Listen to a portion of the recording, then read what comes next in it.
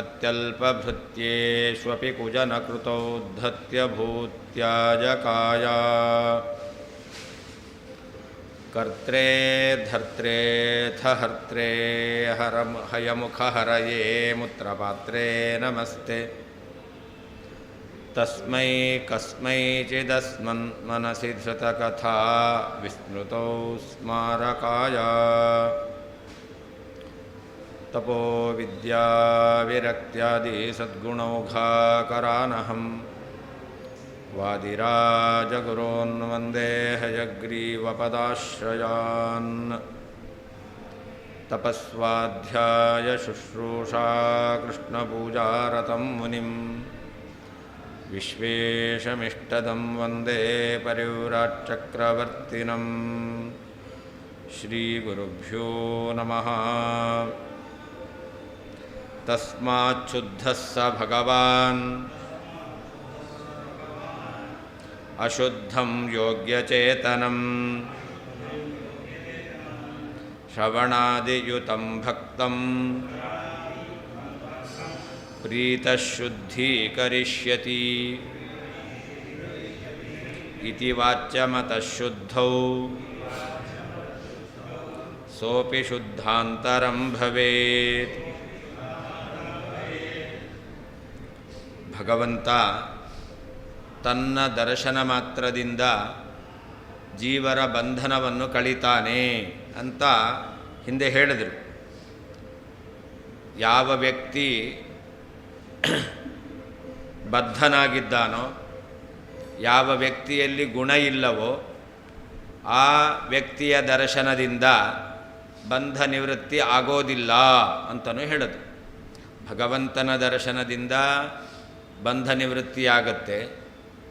ಯಾರು ಬಂಧನದಲ್ಲಿ ಸಿಲುಕಿದ್ದಾನೋ, ಬಂಧನದಲ್ಲಿದ್ದಾನೋ, ಯಾರಲ್ಲಿ ಔದಾರ್ಯಾದಿ ಗುಣಗಳಿಲ್ಲವೋ ಅಂತಹ ವ್ಯಕ್ತಿಯ ದರ್ಶನದಿಂದ ಬಂಧನ ನಿವೃತ್ತಿಯಾಗಲಿಕ್ಕೆ ಸಾಧ್ಯ ಇಲ್ಲ ಅಂತ ಹೇಳಿದರು.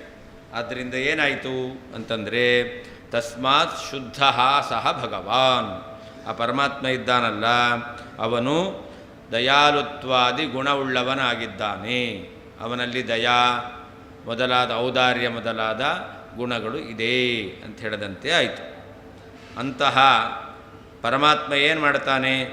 ಶ್ರವಣಾದಿಯುತಂ ಭಕ್ತಂ ಯೋಗ್ಯಚೇತನಂ ಅಶುದ್ಧಂ ಶುದ್ಧೀಕರಿಷ್ಯತಿ.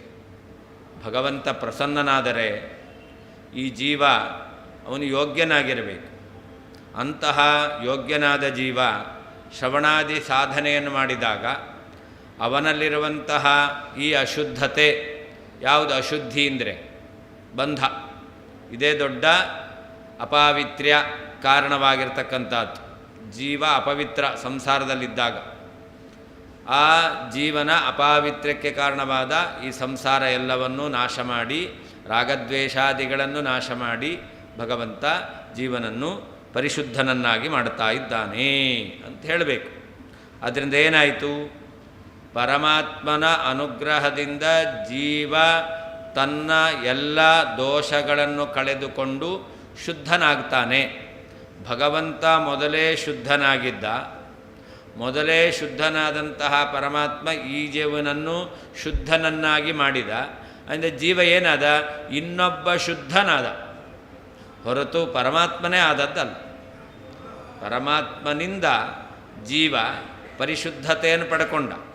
ಪರಿಶುದ್ಧತೆಯನ್ನು ಪಡ್ಕೊಂಡಂತಹ ಜೀವ ಏನಾಗ್ತಾನೆ ಅಂತಂದರೆ ಇನ್ನೊಬ್ಬ ಪರಿಶುದ್ಧನಾದ ವ್ಯಕ್ತಿ ಆದ, ಅಷ್ಟೇ ಹೊರತು ಭಗವಂತನೇ ಆದದ್ದಲ್ಲ.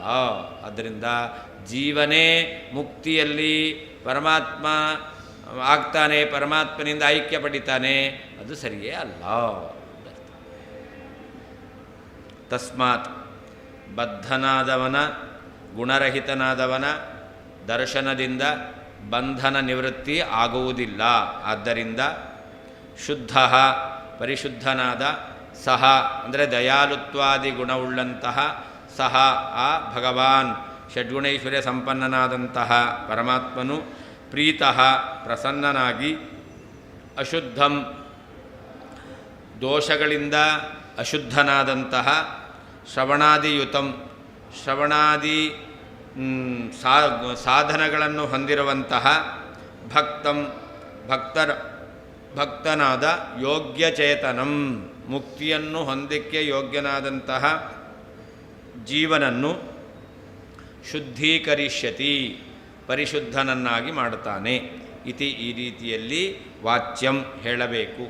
ಅತಃ ಆದ್ದರಿಂದ ಪರಮಾತ್ಮನು ಜೀವನನ್ನು ಶುದ್ಧನನ್ನಾಗಿ ಮಾಡುವುದರಿಂದ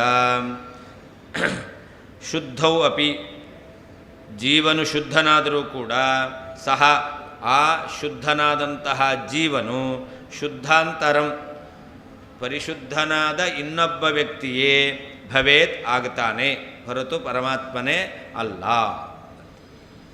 ತಸ್ಮಾತ್ ಬದ್ಧನಾದ ಔದಾರ್ಯಾದಿ ಗುಣರಹಿತನಾದ ವ್ಯಕ್ತಿಯ ಪರಮಾತ್ಮನ ದರ್ಶನದಿಂದ ಬಂಧ ನಿವೃತ್ತಿ ಆಗದೇ ಇರುವುದರಿಂದ ಸಹ ಆಯಾವ ಭಗವಾನ್ ಷಡ್ಗುಣೈಶ್ವರ್ಯ ಸಂಪನ್ನನಾದಂತಹ ಪರಮಾತ್ಮನು ಪ್ರೀತಃ ಪ್ರಸನ್ನನಾಗಿ ಅಶುದ್ಧಂ ದೋಷಸಹಿತನಾದಂತಹ ದೋಷಗಳಿಂದ ಅಶುದ್ಧನಾದ ಶ್ರವಣಾದಿಯುತಂ ಶ್ರವಣಾದಿ ಸಾಧನಗಳಿಂದ ಕೂಡಿರುವಂತಹ ಭಕ್ತನಾದ ಯೋಗ್ಯಚೇತನಂ ಮುಕ್ತಿಯನ್ನು ಹೊಂದಲಿಕ್ಕೆ ಯೋಗ್ಯನಾದಂತಹ ಜೀವನನ್ನು ಶುದ್ಧೀಕರಿಷ್ಯತಿ, ಪವಿತ್ರನನ್ನಾಗಿ ಮಾಡುತ್ತಾನೆ. ಈ ರೀತಿಯಲ್ಲಿ ವಾಚ್ಯಂ ಹೇಳಬೇಕು.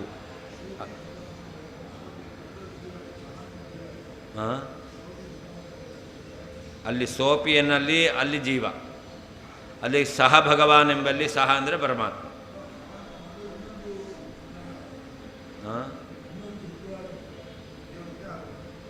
ಅದೇ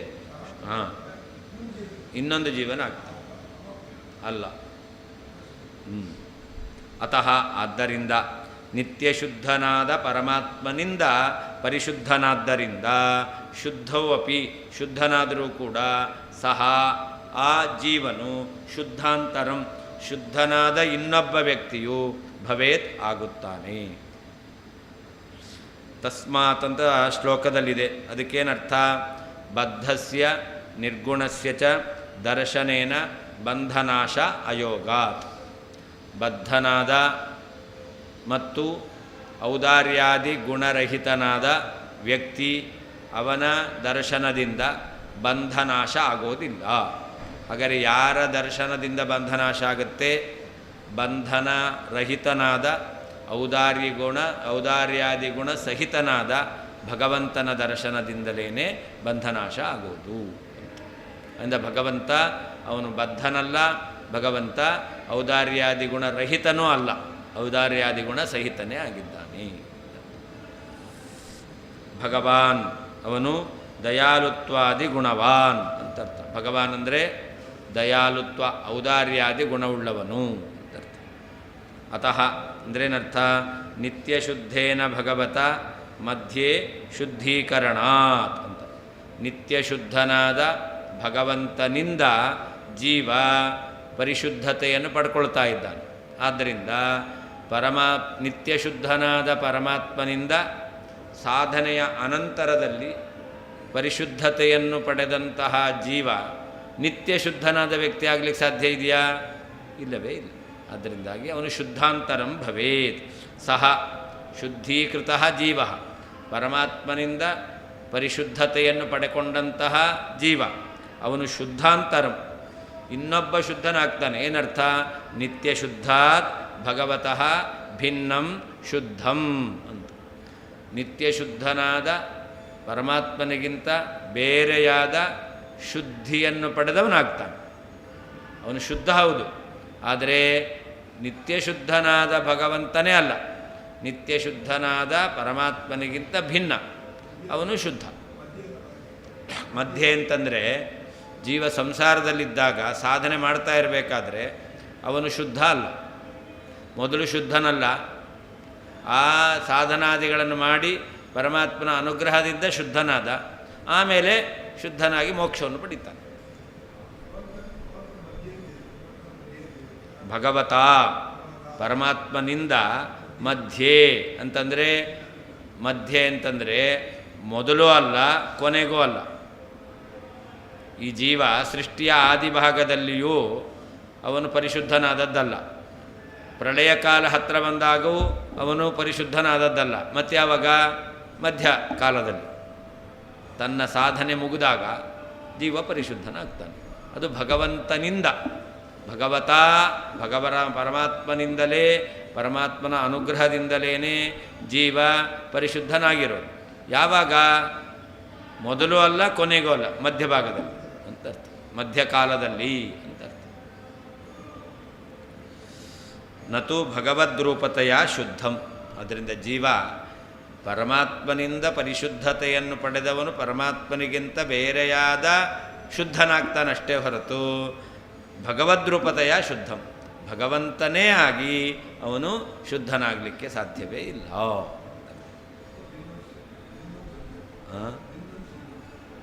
ಭಿನ್ನಂ ಶುದ್ಧಂ, ಭಿನ್ನನಾದ ಪರಮಾತ್ಮನಿಗಿಂತ ಬೇರೆಯಾದ ಪರಿಶುದ್ಧನಾದ ವ್ಯಕ್ತಿ ಆಗ್ತಾನೆ, ಹೊರತು ಪರಮಾತ್ಮ ಸ್ವರೂಪನಾದ ಪರಿಶುದ್ಧನಾದ ವ್ಯಕ್ತಿ ಆಗುವುದಿಲ್ಲ. ಅಭೇದ ಇಲ್ಲ, ಐಕ್ಯ ಇಲ್ಲ, ಭೇದವೇ ಇದೆ. ಯದ್ಯನ್ಯ ಏವ ಮಲಿನಃ ಪಟೋಧೌತಪಟಾಂತರಾತ್ ಸಧಾವನೇಪಿ ಧೌತೋನ್ಯಃ ಪಟಸ್ಯಾತ್ ಕ್ವಾಭಿಧಾತಯೋಃ.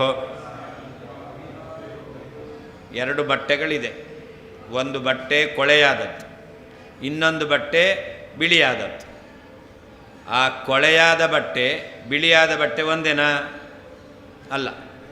ಅದರಿಂದ ಕೊಳೆಯಾಗಿದ್ದಾಗ ಕೊಳೆಯಾದ ಬಟ್ಟೆ ಅದು ತೊಳೆದಿರುವಂತಹ ಬಟ್ಟೆಗಿಂತ, ಬಿಳಿಯಾದ ಬಟ್ಟೆಗಿಂತ ಬೇರೆಯಾಗಿರುತ್ತೆ. ಕೊಳೆಯಾದ ಬಟ್ಟೆಯನ್ನು ತೊಳೆದೆವು, ಕೊಳೆಯಾದ ಬಟ್ಟೆಯನ್ನು ತೊಳೆದ ಮೇಲೆ ಆ ಕೊಳೆಯಾದ ಬಟ್ಟೆ ತೊಳೆದಿದ್ದರಿಂದಾಗಿ ಬಿಳಿಯಾಯಿತು. ಬಿಳಿಯಾದದ್ದು ಮೊದಲನೇ ಬಟ್ಟೆಯೋ ಅಥವಾ ಮೊದಲನೇ ಬಟ್ಟೆಗಿಂತ ಬೇರೆಯೇ ಆಗಿರುತ್ತೋ? ಬೇರೆಯೇ ಆಗಿರುತ್ತೆ. ಹಾಗಾದರೆ ಕೊಳೆ ಇದೆ, ಕೊಳೆ ಇಲ್ಲ ಅಂತ ಎರಡು ಬಟ್ಟೆ ಇರೋದು. ಹಾಗೆ ಜೀವ ಇದ್ದಾನಲ್ಲ, ಅವನು ಕೊಳೆ ಇರುವ ಬಟ್ಟೆಯಂತೆ. ಪರಮಾತ್ಮ ಇದ್ದಾನಲ್ಲ, ಅವನು ಕೊಳೆ ಇಲ್ಲದ ಬಟ್ಟೆಯಂತೆ. ಹಾಗಾದರೆ ಈ ಕೊಳೆ ಇರುವಂತಹ ಬಟ್ಟೆಯಂತೆಯೇ ಇರುವ ಜೀವ ಅವನು ಸಾಧನೆಯನ್ನು ಮಾಡಿ ಕೊಳೆ ತೊಳ್ಕೊಂಡ. ಆ ಕೊಳೆ ತೊಳ್ಕೊಂಡಾಗ ಏನಾಗಬೇಕು? ಅವನು ಮೊದಲು ಏನು ಬಿಳಿ ಬಟ್ಟೆ ಇತ್ತು ಅದಕ್ಕಿಂತ ಕೊಳೆ ಹೋದ ಬಟ್ಟೆ ಹೇಗೆ ಬೇರೆಯಾಗಿರುತ್ತೋ ಹಾಗೆ ಜೀವನೂ ಕೂಡ ತನ್ನ ಎಲ್ಲ ಕೊಳೆ ದೋಷಗಳನ್ನು ಕಳ್ಕೊಂಡ ಮೇಲೆ ಅವನು ಕೂಡ ಏನಾಗಬೇಕು? ಬೇರೆ ಬಟ್ಟೆಯೇ ಆಗಿರಬೇಕಷ್ಟೇ ಹೊರತು ಮೊದಲಿದ್ದಂತಹ ಬಿಳಿಯಾದ ಬಟ್ಟೆಯೇ ಅನಂತರ ಬಿಳಿಯಾದ ಬಟ್ಟೆ ಒಂದೇ ಆಗುತ್ತೆ ಅಂತ ಇಲ್ಲವೇ ಇಲ್ಲ. ಅದರಿಂದ ಪಟಸ್ಯಾತ್ ಕ್ವಾಭಿಧಾತಯೋಹೋ, ಆ ಎರಡು ಪಟಗಳಿಗೆ ಅಭಿಧಾಕ್ವ ಅಭೇದ ಎಂಬತಕ್ಕಂಥದ್ದು ಎಲ್ಲಿದೆ? ಎರಡು ಬಟ್ಟೆಗಳು ಬೇರೆಯೇ ಆಗಿರುತ್ತೆ. ಈ ಉದಾಹರಣೆಯಿಂದ ಜೀವ ಅವನು ಕೊಳೆಯಾದ ಬಟ್ಟೆಯಂತೆ ಇರುವವನು, ಅನಂತರ ಕೊಳೆಯನ್ನು ತೊಳ್ಕೊಂಡವನು. ಪರಮಾತ್ಮ ಯಾವಾಗಲೂ ಬಿಳಿಯಾದ ಬಟ್ಟೆಯಂತೆ ಇರುವವನು.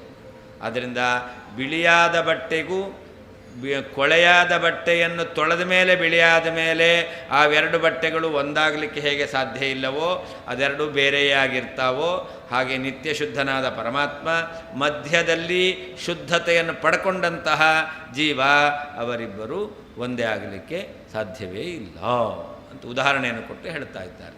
ಇದು ಸ್ಪಷ್ಟವಾಗುತ್ತವಾಗ. ಮಲಿನಃ ಪಟಃ, ಕೊಳೆಯಾದಂತಹ ಬಟ್ಟೆಯು ಧೌತ ಪಟಾಂತರಾತ್, ಬಿಳಿಯಾದ ಶುದ್ಧವಾದ ಬೇರೆ ಬಟ್ಟೆಯಿಂದ, ಯದಿ ಒಂದು ವೇಳೆ ಅನ್ಯಃ ಏವ ಬೇರೆಯೇ ಆಗಿದ್ದರೆ ಸಹ ಆ ಕೊಳೆಯಾದ ಬಟ್ಟೆಯು ಧಾವನೇಪಿ, ಅದನ್ನು ತೊಳೆದರೂ ಕೂಡ ಬಿಳಿಯಾಗಿಸಿದರೂ ಕೂಡ ಅನ್ಯಃ ಧೌತಃ ಪಟಃ ಸ್ಯಾತ್, ಮೊದಲಿದ್ದಂತಹ ಬಿಳಿಯಾದ ಬಟ್ಟೆಗಿಂತ ಬೇರೆಯಾದ ಬಿಳಿಯಾದ ಬಟ್ಟೆಯಾಗುತ್ತದೆ. ತಯೋಹೋ, ಮೊದಲು ಬಿಳಿಯಾದ ಅನಂತರದಲ್ಲಿ ಬಿಳಿಯಾದಂತಹ ಬಟ್ಟೆಗಳಿಗೆ ಅಭೇದವು ಕ್ವ ಎಲ್ಲಿದೆ? ಇಲ್ಲವೇ ಇಲ್ಲ. ಹಾಗೆ ಯಾವಾಗಲೂ ಶುದ್ಧನಾದ ಪರಮಾತ್ಮನಿಗೂ ಮಧ್ಯದಲ್ಲಿ ಶುದ್ಧನಾದ ಜೀವನಿಗೂ ಅಭೇದ ಸಾಧ್ಯವೇ ಇಲ್ಲ. ಮಲಿನಃ ಪಟಃ, ಕೊಳೆಯಾದಂತಹ ಬಟ್ಟೆಯು ಧೌತ ಪಟಾಂತರಾತ್, ಶುದ್ಧವಾದ ಬಿಳಿಯಾದಂತಹ ಬೇರೆ ಬಟ್ಟೆಗಿಂತ ಯದಿ ಒಂದು ವೇಳೆ ಅನ್ಯಃ ಏವ ಬೇರೆಯೇ ಆಗಿದ್ದರೆ ಸಹ ಆ ಕೊಳೆಯಾದ ಬಟ್ಟೆಯು ಧಾವನೇಪಿ ಅದನ್ನು ಪರಿಶುದ್ಧವನ್ನು ಮಾಡಿದರೂ ಕೂಡ ಅನ್ಯಃ ಧೌತಃ ಪಟಃ ಸ್ಯಾತ್ ಮೊದಲೇ ಬಿಳಿಯಾಗಿದ್ದ ಬಟ್ಟೆಗಿಂತ ಬೇರೆಯಾದ ಬಿಳಿಯಾದ ಬಟ್ಟೆಯಾಗಿರುತ್ತದೆ. ತಯೋಹೋ ಮೊದಲೇ ಬಿಳಿಯಾಗಿದ್ದಂತಹ ಬಟ್ಟೆ ಮತ್ತು ತೊಳೆದಾಗ ಬಿಳಿಯಾದಂತಹ ಬಟ್ಟೆ ಇವುಗಳಿಗೆ ಅಭೇದವು ಕ್ವ ಎಲ್ಲಿದೆ? ಇಲ್ಲವೇ ಇಲ್ಲ. ತತ್ರ ಯುಕ್ತಿಂ ಅನ್ಯಾಪದೇಶೇನ ಆಹಾ ಅಂತ ಯುಕ್ತಿಯನ್ನು ಛಲ ಎಂಬತಕ್ಕಂತಹ ಉತ್ತರವನ್ನು ಕೊಡುವ ಮೂಲಕ ಹೇಳ್ತಾ ಇದ್ದಾರೆ ಅಂತ. ಅರ್ಥಾಂತರನ್ಯಾಸ ಅಂತಲೂ ಹೇಳ್ಬೋದು. ಈಗ ಒಂದು ಕಡೆಯಲ್ಲಿ ಸಮನ್ವಯ ಮಾಡಿ ಅದರಂತೆ ಇಲ್ಲಿ ಅಂತ ಅದನ್ನು ತೋರಿಸಿಕೊಡ್ತಾ ಇದ್ದಾರೆ. ಪ್ರಾಂಗ್ಮಲಿನಃ ಯದಿ ಸ್ವಮಾಲಿನ್ಯದಶಾಯಾಂ ಧೌತಪಟಾಂತರಾತ್ ಅನ್ಯಃ ಏವ ತದಾ ಸಹ ಪಟಃ ಧಾವನೇಪಿ ಅಂದರೆ ಕ್ಷಾಲನೇಪಿ ಧೌತಃ ಶುದ್ಧಃ ಅನ್ಯಃ ಪ್ರಾಕ್ ಶುದ್ಧಪಟಾತ್. ಮೊದಲು ಮಲಿನವಾಗಿತ್ತು, ಕೊಳೆಯಿಂದ ಕೂಡಿರ್ತಕ್ಕಂಥದ್ದು.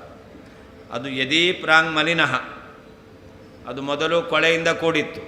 ಕೊಳೆಯಿಂದ ಕೂಡಿದಾಗ ಅಂದರೆ ಏನರ್ಥ? ಸ್ವಮಾಲಿನ್ಯ ದಶಾಯಾಮ್, ಬಟ್ಟೆಯಲ್ಲಿ ಕೊಳೆ ಇದ್ದಾಗ ಆ ಕೊಳೆಯಾದ ಬಟ್ಟೆ ಏನಾಗಿರುತ್ತೆ? ಧೌತಪಟಾಂತರಾದ ಅನ್ಯ, ಬಿಳಿಯಾದಂತಹ ಬಟ್ಟೆಗಿಂತ ಬೇರೆಯಾಗಿರುತ್ತೆ.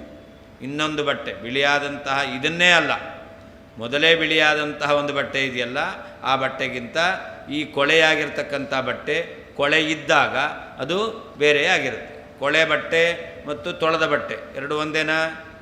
ಎರಡು ಬಟ್ಟೆ ಇದ್ದಾಗ ಒಂದು ತೊಳೆದದ್ದು ಒಂದು ಕೊಳೆ ಇರೋದು, ಅದೆರಡು ಒಂದೇ ಅಲ್ಲವೇ ಅಲ್ಲ, ಬೇರೆಯಾಗಿರುತ್ತೆ. ಆಗ ಸಹಪಟಃ ಒಂದು ವೇಳೆ ಕೊಳೆಯಾಗಿರ್ತಕ್ಕಂಥ ಬಟ್ಟೆ ಧಾವನೇಪಿ ಅಂದರೆ ಒಗೆಯೋದು, ಕ್ಷಾಲನೇಪಿ ಒಗೆದರೂ ಕೂಡ ಅದು ಧೌತಃ ಶುದ್ಧಃ ಪಟಃ ಏವ ಸ್ಯಾತ್, ಅದು ಬಿಳಿಯಾದಂತಹ ಇನ್ನೊಂದು ಬಟ್ಟೆಯಾಗುತ್ತೆ ಅಷ್ಟೇ ಹೊರತು ಆ ಪಟ ಎಂಬತಕ್ಕಂಥದ್ದು ಮೊದಲನೆಯ ಬಿಳಿ ಬಟ್ಟೆಯೇ ಆಗುವುದಿಲ್ಲ. ತಯೋ ಪ್ರಾಕ್ ಶುದ್ಧ ಪಶ್ಚಾಶುದ್ಧ ಪಟಯೋ ಅಭೇದ ಕ್ವ. ಮೊದಲೇ ಬಿಳಿಯಾಗಿದ್ದಂಥ ಬಟ್ಟೆಗೂ ಅನಂತರದಲ್ಲಿ ಬಿಳಿಯಾದಂಥ ಬಟ್ಟೆಗೂ, ಪ್ರಾಕ್ ಶುದ್ಧ ಮೊದಲೇ ಬಿಳಿಯಾಗಿದ್ದದ್ದು, ಪಶ್ಚಾತ್ ಶುದ್ಧ ಅನಂತರದಲ್ಲಿ ಬಿಳಿಯಾದದ್ದು, ಈ ಎರಡು ಬಟ್ಟೆಗಳಿಗೆ ಅಭೇದ, ಅಭಿಧ ಅಂದರೆ ಅಭೇದ, ಐಕ್ಯ ಕ್ವ ಎಲ್ಲಿದೆ? ಇಲ್ಲವೇ ಇಲ್ಲ. ಹಾಗೆ ಏವಂ ಸದಾ ಶುದ್ಧಸ್ಯ ಹರೇಹೇ, ಯಾವಾಗಲೂ ಪರಿಶುದ್ಧನಾದ ಸಂಸಾರ ಎಂಬತಕ್ಕಂತಹ ಕೊಳೆ ಇಲ್ಲದೆ ಇರತಕ್ಕಂತಹ, ಸಂಸಾರದ ಸಂಬಂಧವೇ ಇಲ್ಲದೆ ಇರತಕ್ಕಂತಹ, ಆದ್ದರಿಂದಲೇ ಪರಿಶುದ್ಧನಾದಂತಹ ಪರಮಾತ್ಮನಿಗೆ ಹರೇಹೇ ಪ್ರಸಾದಾನ್ ಮಧ್ಯೆ ಶುದ್ಧೀಕೃತೋಪಿ ಜೀವ, ಪರಮಾತ್ಮನ ಅನುಗ್ರಹದಿಂದಲೇ ಮಧ್ಯದಲ್ಲಿ ಈ ಜೀವ ಅವನು ಬಂಧವನ್ನು ಕಳ್ಕೊಂಡು ಪರಿಶುದ್ಧನಾಗಿದ್ದಾನೆ. ಸ್ವತಃ ಆದದ್ದಲ್ಲ, ಪರಮಾತ್ಮನ ಅನುಗ್ರಹದಿಂದ ಜೀವ ತನ್ನ ಸಂಸಾರ ಎಂಬತಕ್ಕಂತಹ ಕೊಳೆಯನ್ನು ಮಧ್ಯ ಅಂದರೆ ಸಾಧನಾದಿಗಳನ್ನು ಮಾಡಿ ಅವನು ದೂರ ಮಾಡಿಕೊಂಡಿದ್ದಾನೆ. ಅಂತಹ ಜೀವ ಶುದ್ಧಾಂತರಮೇವ ಸ್ಯಾತ್, ಇನ್ನೊಬ್ಬ ಶುದ್ಧನಾದವನಾಗ್ತಾನಷ್ಟೇ ಹೊರತು ಮೊದಲನೆಯ ಶುದ್ಧನಾದ ಪರಮಾತ್ಮನಿಂದ ಅಭಿನ್ನನಾಗಲಿಕ್ಕೆ ಸಾಧ್ಯವೇ ಇಲ್ಲ. ನತು ತದಭಿನ್ನ ಇತಿ, ಹೊರತು ಮೊದಲೇ ಶುದ್ಧನಾದ ಪರಮಾತ್ಮನಿಂದ ಅಭಿನ್ನ ಅಂತಾಗಲಿಕ್ಕೆ ಸಾಧ್ಯವೇ ಇಲ್ಲ. ಇತಿ ದೃಷ್ಟಾಂತ ಮುಖೇನ ಫಲಿತ ಯುಕ್ತಿ ಇತಿ ದ್ರಷ್ಟವ್ಯಂ. ಹೀಗೆ ಉದಾಹರಣೆಯ ಮೂಲಕ ಯುಕ್ತಿ ಎಂಬತಕ್ಕಂಥದ್ದನ್ನು ನಿರೂಪಣೆ ಮಾಡಿದ್ದಾರೆ. ಅತಃ ಸಾಧರ್ಮ್ಯಮೇವಾಹ ಮುಕ್ತಾನಾಂ ಹರಿರಾತ್ಮನಾಂ ಪೇಟಿಸ್ಥಾನೇ ಕಪಟವತ್ ಸಾಯುಜ್ಯಮಪಿ ಯುಕ್ತತಾ. ಆದ್ದರಿಂದ ಪರಮಾತ್ಮ ಏನು ಹೇಳಿದ್ದಾನೆ? ನಾನು ಜೀವ ಒಂದಾಗ್ತೇವೆ ಅಂತ ಹೇಳಿಲ್ಲ. ಮತ್ತೇನು ಹೇಳಿದ್ದಾನೆ ಪರಮಾತ್ಮ ಭಗವದ್ಗೀತೆಯಲ್ಲಿ? ಇದಂ ಜ್ಞಾನಮುಪಾಶ್ರಿತ್ಯ ಮಮ ಸಾಧರ್ಮ್ಯಮಾಗತಾಃ ಸರ್ಗೇಪಿ ನೋಪಜಾಯಂತೆ ಪ್ರಲಯೇ ನವ್ಯಥಂತಿ ಚ ಅಂತ ಭಗವಂತ ಹೇಳಿದ್ದಾನೆ. ಮಮ ಸಾಧರ್ಮ್ಯಮಾಗತಾಃ ಅದನ್ನು ಹೇಳ್ತಾ ಇದ್ದಾರೆ. ಸಾಧರ್ಮ್ಯಮೇವ ಮುಕ್ತಾನಾಂ ಆತ್ಮನ ಹರಿಹಿ ಆಹಾ ಅಂತ. ಪರಮಾತ್ಮ ತನ್ನಿಂದ ಮುಕ್ತರಾದ ಜೀವರು ಸಮಾನವಾದ ಧರ್ಮವುಳ್ಳವರಾಗ್ತಾರೆ ಅಂತ ಹೇಳಿದ್ದಾನಷ್ಟೇ ಹೊರತು ನನ್ನಿಂದ ಮುಕ್ತರಾದ ಜೀವರು ಅಭಿನ್ನರಾಗ್ತಾರೆ ಅಂತ ಪರಮಾತ್ಮ ಹೇಳಿಲ್ಲ. ಸಾಧರ್ಮ್ಯ ಸಮಾನ ಧರ್ಮವುಳ್ಳವರಾಗ್ತಾರೆ ಅಂದರೆ ಏನಿರಬೇಕು?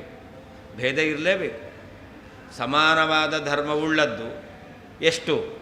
ತಾನೇ ಸಮಾನವಾದ ಧರ್ಮವುಳ್ಳದ್ದು ಅಂತಾಗುತ್ತಾ? ಇಲ್ಲ. ತನಗಿಂತ ಬೇರೆಯಾದದ್ದು ಸಮಾನವಾದ ಧರ್ಮವುಳ್ಳದ್ದು ಅಂತ. ನಾವೆಲ್ಲ ಸಮಾನರು, ಸಮಾನವಾದ ಧರ್ಮವುಳ್ಳವರು, ಎಲ್ಲರೂ ಯುಕ್ತಿ ಮಲ್ಲಿಕೆಯನ್ನು ಮನನ ಮಾಡ್ತಾ ಇದ್ದೇವೆ. ಹಾಗಾದರೆ ಸಾಧರ್ಮ್ಯ ಬಂತು ಅಂದರೆ ಒಂದೇ ಅಂತ ಅರ್ಥನ? ಇಲ್ಲ. ಹಾಗಾದರೆ ಎಲ್ಲ ವ್ಯಕ್ತಿಗಳು ಬೇರೆ, ಆದರೆ ಎಲ್ಲರಲ್ಲಿಯೂ ಕೂಡ ಭಗವಂತನ ಗುಣಚಿಂತನ ಎಂಬತಕ್ಕಂತಹ ಸಮಾನವಾದ ಧರ್ಮ ಇದೆ. ಸಮಾನ ಧರ್ಮ ಇದೆ ಅಂತಾದರೆ ಐಕ್ಯ ಇರಲ್ಲ, ಅಲ್ಲಿ ಭೇದವೇ ಇರೋದು. ಅದಕ್ಕೆ ಪರಮಾತ್ಮ ಏನು ಹೇಳ್ದ? ನನ್ನಿಂದ ಅನುಗೃಹೀತರಾದ ಜ್ಞಾನವನ್ನು ಪಡೆದಂತಹ ಜೀವರು ನನ್ನ ಸಮಾನವಾದ ಧರ್ಮವುಳ್ಳವರಾಗ್ತಾರೆ ಅಂತ ಹೇಳ್ದ ಅಷ್ಟೇ ಹೊರತು ನನ್ನಿಂದ ಅಭಿನ್ನರಾಗ್ತಾರೆ ಅಂತ ಭಗವಂತ ಹೇಳಿಲ್ಲ ಅಂತ. ಅತಃ ಸಾಧರ್ಮ್ಯಮೇವಾಹ ಮುಕ್ತಾನಾಂ ಹರಿಹಿ ಆತ್ಮನ. ಪರಮಾತ್ಮ ಮುಕ್ತರಾದ ಜೀವರಿಗೆ ತನ್ನಿಂದ ಅಭೇದವನ್ನೇ ಹೇಳಿದ್ದಾನೆ. ಅಲ್ಲ, ಮೋಕ್ಷದಲ್ಲಿ ಅನೇಕ ರೀತಿಯಾದ ಮೋಕ್ಷ ಇದೆ. ಸಾಮೀಪ್ಯ, ಸಾಲೋಕ್ಯ, ಸಾರೂಪ್ಯ ಅಂತ ಇದೆಲ್ಲ ಸರಿ. ನೀವು ಹೇಳುವ ಹಾಗೆ ಸಾರೂಪ್ಯ ಅನ್ನೋದಿದೆಯಲ್ಲ, ಇದು ಸಮಾನ ಧರ್ಮವಾದಂತಹ ಮೋಕ್ಷ ಅಂತ. ಆದರೆ ಇನ್ನೊಂದು ಸಾಯುಜ್ಯ ಅಂತ ಮೋಕ್ಷ ಇದೆ. ಸಾಯುಜ್ಯ ಎಂಬತಕ್ಕಂತಹ ಮೋಕ್ಷ ಅದು ಜೀವ ಪರಮಾತ್ಮರನ್ನು ಅಭಿನ್ನ ಅಂತ ಹೇಳ್ತಾ ಇದೆ. ಸಾಲೋಕ್ಯ, ಸಾಮೀಪ್ಯ, ಸಾರೂಪ್ಯ ಇದೆಲ್ಲವೂ ಕೂಡ ಪರಮಾತ್ಮನಿಂದ ಅಭೇದವನ್ನು ಹೇಳ್ತಾ ಇಲ್ಲ. ಸಾಯುಜ್ಯ ಎಂಬತಕ್ಕಂತಹ ಮೋಕ್ಷ ಇದೆಯಲ್ಲ, ಇದು ಮುಕ್ತರಾದ ಪರಮಾತ್ಮನಿಗೂ ಮುಕ್ತರಾದ ಜೀವರಿಗೂ ಪರಮಾತ್ಮನಿಗೂ ಅಭೇದವನ್ನು ಹೇಳ್ತಾ ಇದೆ ಅಂತ ಹೇಳ್ತೇವೆ. ಅಂತಂದರೆ ಅದಕ್ಕೆ ಹೇಳ್ತಾರೆ ಪೇಟೀಸ್ಥ ಅನೇಕ ಪಟವತ್ ಸಾಯುಜ್ಯಮಪಿ ಯುಕ್ತತಾ ಅಂತ. ಒಂದು ಪೆಟ್ಟಿಗೆಯಲ್ಲಿ ತೊಳೆದಂತಹ ಅನೇಕ ಬಟ್ಟೆಯನ್ನು ಹಾಕ್ತೇವೆ. ಒಂದು ಪೆಟ್ಟಿಗೆಯಲ್ಲಿ ಎಲ್ಲ ಕೊಳೆಯಾದ ಬಟ್ಟೆಗಳನ್ನು ಒಗೆದು ಮಡಿಚಿ ಅದನ್ನು ಇಡ್ತೇವೆ. ಎಲ್ಲ ಒಂದೇ ಬಟ್ಟೆ ಆಯಿತಾ? ಇಲ್ಲ. ಹಾಗಾದರೆ ವೈಕುಂಠ ಎಂಬತಕ್ಕಂಥ ಪೆಟ್ಟಿಗೆಯಲ್ಲಿ ಅಥವಾ ಭಗವಂತನ ಶರೀರ ಎಂಬತಕ್ಕಂಥ ಒಂದು ಪೆಟ್ಟಿಗೆಯಲ್ಲಿ ಪರಮಾತ್ಮನ ಅನುಗ್ರಹದಿಂದ ಸಂಸಾರವನ್ನು ಕಳ್ಕೊಂಡಂತಹ ಈ ಬಿಳಿಯಾದಂತಹ ಜೀವರು ಯುಕ್ತತ, ಅವರು ಒಂದು ಪೆಟ್ಟಿಗೆಯಲ್ಲಿ ಅನೇಕ ತೊಳೆದ ಬಟ್ಟೆಗಳಿರುವಂತೆ ಪರಿಶುದ್ಧರಾದಂಥ ಜೀವರು ಪರಮಾತ್ಮನ ಶರೀರ ಎಂಬತಕ್ಕಂಥ ಪೆಟ್ಟಿಗೆಯಲ್ಲಿ ಸೇರ್ಕೊಂಡಿರ್ತಾರೆ ಅಂತ ಅಷ್ಟೇ ಅರ್ಥ ಹೊರತು ಎಲ್ಲ ಭಗವಂತನ ಅನುಗ್ರಹದಿಂದ ಸಂಸಾರವನ್ನು ಕಳ್ಕೊಂಡಂತಹ ಸಾಯುಜ್ಯವನ್ನು ಪಡೆದಂತಹ ಜೀವರು ಅಭಿನ್ನರಾಗ್ತಾರೆ ಅಂತ ಅರ್ಥ ಅಲ್ಲವೇ ಅಲ್ಲ. ಹೇಗೆ ಪೆಟ್ಟಿಗೆ, ಅದರಲ್ಲಿ ಪರಿಶುದ್ಧವಾದ ಅನೇಕ ಬಟ್ಟೆಗಳಿದೆ. ಪರಿಶುದ್ಧವಾದ ಅನೇಕ ಬಟ್ಟೆಗಳು ಪೆಟ್ಟಿಗೆಯಲ್ಲಿದ್ದರೂ ಕೂಡ, ಒಂದೇ ಪೆಟ್ಟಿಗೆಯಲ್ಲಿದ್ದರೂ ಕೂಡ ಆ ಎಲ್ಲ ಬಟ್ಟೆಗಳು ಒಂದೇ ಅಲ್ಲ, ಒಂದೇ ಪೆಟ್ಟಿಗೆಯಲ್ಲಿದ್ದಾವೆ. ಹಾಗೆ ಸಂಸಾರದಿಂದ ಬಿಡುಗಡೆಯನ್ನು ಹೊಂದಿರತಕ್ಕಂತಹ ಅನೇಕ ಕಲ್ಪಗಳಲ್ಲಿ ಮುಕ್ತರಾದ ಬ್ರಹ್ಮದೇವರಿದ್ದಾರೆ. ಅವರಿಗೆಲ್ಲ ಸಹಭೋಗ ಮನನ್ಯಲಭ್ಯಮಸ್ಮೈ ಹನುಮದ್ರೂಪವತೆ ಪುರಾ ತದಾಹಿ ಅಂದರೆ ಹನುಮಂತನ ರೂಪದಲ್ಲೇನೆ ಸಹಭೋಗ ಎಂಬತಕ್ಕ ಕೊಟ್ಟಿದ್ದಾರೆ. ಆಮೇಲೆ ಮೋಕ್ಷದಲ್ಲಿ ಸಾಯುಜ್ಯ ಎಂಬತಕ್ಕಂಥದ್ದು ಬಂದಿದೆ. ಹಾಗಾದರೆ ಯಾರ್ಯಾರು ಬ್ರಹ್ಮದೇವರು ಮುಕ್ತರಾಗಿದ್ದಾರೋ ಅವರೆಲ್ಲ ಭಗವಂತನ ಶರೀರದಲ್ಲೇ ಇದ್ದಾರೆ. ಎಷ್ಟು ಜನ? ಒಬ್ಬರೇ ಅಲ್ಲ. ಅದಕ್ಕೆ ಅನೇಕ ಬ್ರಹ್ಮದೇವರ ಆ ಆಯುಷ್ಯ ಮುಗಿದ ಮೇಲೆ ಮುಕ್ತರಾಗಿರ್ತಕ್ಕಂಥ ಬ್ರಹ್ಮರು ಎಲ್ಲಿದ್ದಾರೆ? ಭಗವಂತನ ಶರೀರದಲ್ಲಿ ಇದ್ದಾರೆ. ಹಾಗಾದರೆ ಆ ಎಲ್ಲ ಬ್ರಹ್ಮದೇವರು ಕೂಡ ಒಳ್ಳೆ ಬಿಳಿಯಾದ ಬಟ್ಟೆಯಂತೆ ಭಗವಂತನ ಶರೀರ, ಭಗವಂತನ ಸ್ವರೂಪ ಎಂಬತಕ್ಕಂತಹ ಪೆಟ್ಟಿಗೆಯಲ್ಲಿ ಅವರೆಲ್ಲ ಇರ್ತಾರೆ. ಅದರಿಂದಾಗಿ ಸಾಯುಜ್ಯ ಮೋಕ್ಷ ಅಂದರೆ ಸಾಯುಜ್ಯ ಮೋಕ್ಷದಲ್ಲಿಯೂ ಕೂಡ ಐಕ್ಯ ಇಲ್ಲ, ಯುಕ್ತತ. ಎಲ್ಲರೂ ಒಟ್ಟಿಗೆ ಇರ್ತಾರೆ, ಭಗವಂತನ ಜೊತೆಯಲ್ಲಿರ್ತಾರೆ ಅಂತ ಅರ್ಥ ಅಷ್ಟೇ ಹೊರತು ಭಗವಂತನೇ ಆಗ್ತಾರೆ ಅಂತ ಸಾಯುಜ್ಯ ಮೋಕ್ಷದ ಅರ್ಥವೂ ಅಲ್ಲ. ಅಂದರೆ ಮೋಕ್ಷದಲ್ಲಿ ಅಭೇದ ಇಲ್ಲವೇ ಇಲ್ಲ. ಸಾರೂಪ್ಯ ಸಮಾನ ರೂಪ, ಅದೇ ಸಾಧರ್ಮ್ಯ ಅಂತ ಹೇಳಿದ್ದು. ಈಗ ಸಾಯುಜ್ಯ ಅಂತ ಹೇಳಿದ್ರೆ ಅದು ಒಟ್ಟಿಗೆ ಇರೋದು ಅಂತ ಅರ್ಥ ಅಷ್ಟೇ ಹೊರತು ಭಿನ್ನರಾಗ್ತಾರೆ, ಐಕ್ಯ ಹೊಂದ್ತಾರೆ ಅಂತ ಅರ್ಥ ಅಲ್ಲವೇ ಅಲ್ಲ. ಅತಃ ಜೀವಬ್ರಹ್ಮರಿಗೆ ಭೇದ ಯಾವಾಗಲೂ ಇದೆ. ಆದ್ದರಿಂದ ಹರಿಹಿ ಶ್ರೀಕೃಷ್ಣ ಪರಮಾತ್ಮನು ಮುಕ್ತರಾದಂತಹ ಜೀವರಿಗೆ ಆತ್ಮನ ತನ್ನಿಂದ ಸಾಧರ್ಮ್ಯಮೇವ ಸಮಾನವಾದ ಧರ್ಮವನ್ನು ಹೊಂದಿದವರು ಸಮಾನತೆಯನ್ನು ಆಹಾ ಹೇಳಿದ್ದಾನೆ. ಸಾಯುಜ್ಯಮಪಿ ಸಾಯುಜ್ಯ ರೂಪವಾದ ಮೋಕ್ಷವೂ ಕೂಡ ಪೇಟೀಸ್ಥ ಅನೇಕ ಪಟವತ್ ಪೆಟ್ಟಿಗೆಯಲ್ಲಿರುವ ಅನೇಕ ಬಿಳಿಯಾದ ಬಟ್ಟೆಯಂತೆ ಪರಿಶುದ್ಧವಾದ ಬಟ್ಟೆಯಂತೆ ಯುಕ್ತತಾ ಒಟ್ಟಿಗೆ ಇರುವಿಕೆ ಹೊರತು ಒಂದಾಗುವಿಕೆ ಅಲ್ಲ. ಅತಃ ಮುಕ್ತಿಯಲ್ಲಿಯೂ ಮುಕ್ತರಾದ ಜೀವರಿಗೆ ಪರಮಾತ್ಮನಿಂದ ಭೇದ ಇರುವುದರಿಂದ ಹರಿಹಿ ಶ್ರೀಕೃಷ್ಣ ಪರಮಾತ್ಮನು ಮುಕ್ತರಾದಂತಹ ಜೀವರಿಗೆ ಆತ್ಮನ ತನ್ನಿಂದ ಸಾಧರ್ಮ್ಯಮೇವ ತನಗೆ ತನ್ನ ಧರ್ಮಕ್ಕೆ ಸಮಾನವಾದ ಧರ್ಮವುಳ್ಳವರು ಎಂಬತಕ್ಕಂತಹ ಸಮಾನತೆಯನ್ನೇ ಆಹಾ ಹೇಳಿದ್ದಾನೆ. ಸಾಯುಜ್ಯಮಪಿ ಸಾಯುಜ್ಯವೂ ಕೂಡ ಪೇಟೀಸ್ಥ ಅನೇಕ ಪಟವತ್ ಪೆಟ್ಟಿಗೆಯಲ್ಲಿರುವಂತಹ ಬಿಳಿಯಾದ ಅನೇಕ ಬಟ್ಟೆಗಳಂತೆ ಯುಕ್ತತ ಒಟ್ಟಿಗೆ ಇರುವಿಕೆಯಾಗಿದೆ ಹೊರತು ಅಲ್ಲಿಯೂ ಐಕ್ಯ ಎಂಬತಕ್ಕಂಥದ್ದು ಇಲ್ಲ. ಅತಃ ಅಂದರೆ ನಿತ್ಯಮುಕ್ತ ಕಾದಾಚಿತ್ಕಮುಕ್ತಯೋ ಅಭೇದ ಅಯೋಗಾತ್. ನಿತ್ಯಮುಕ್ತನಾದ ಪರಮಾತ್ಮ ಭಗವಂತನ ಅನುಗ್ರಹದಿಂದ ಯಾವುದೋ ಒಂದು ಕಾಲದಲ್ಲಿ ಮೋಕ್ಷವನ್ನು ಪಡೆದಂತಹ ಜೀವ, ಅದಕ್ಕೆ ಕಾದಾಚಿತ್ಕ ಮುಕ್ತ. ಯಾವುದೋ ಒಂದು ಕಾಲದಲ್ಲಿ ಮೋಕ್ಷವನ್ನು ಪಡೆದವನು ಜೀವ. ಆದ್ದರಿಂದ ಪರಮಾತ್ಮ ನಿತ್ಯ ಮುಕ್ತ, ಜೀವ ಯಾವುದೋ ಒಂದು ಕಾಲದಲ್ಲಿ ಸಾಧನೆಯನ್ನು ಮಾಡಿ ಭಗವಂತನ ಅನುಗ್ರಹದಿಂದ ಮುಕ್ತನಾದವನು.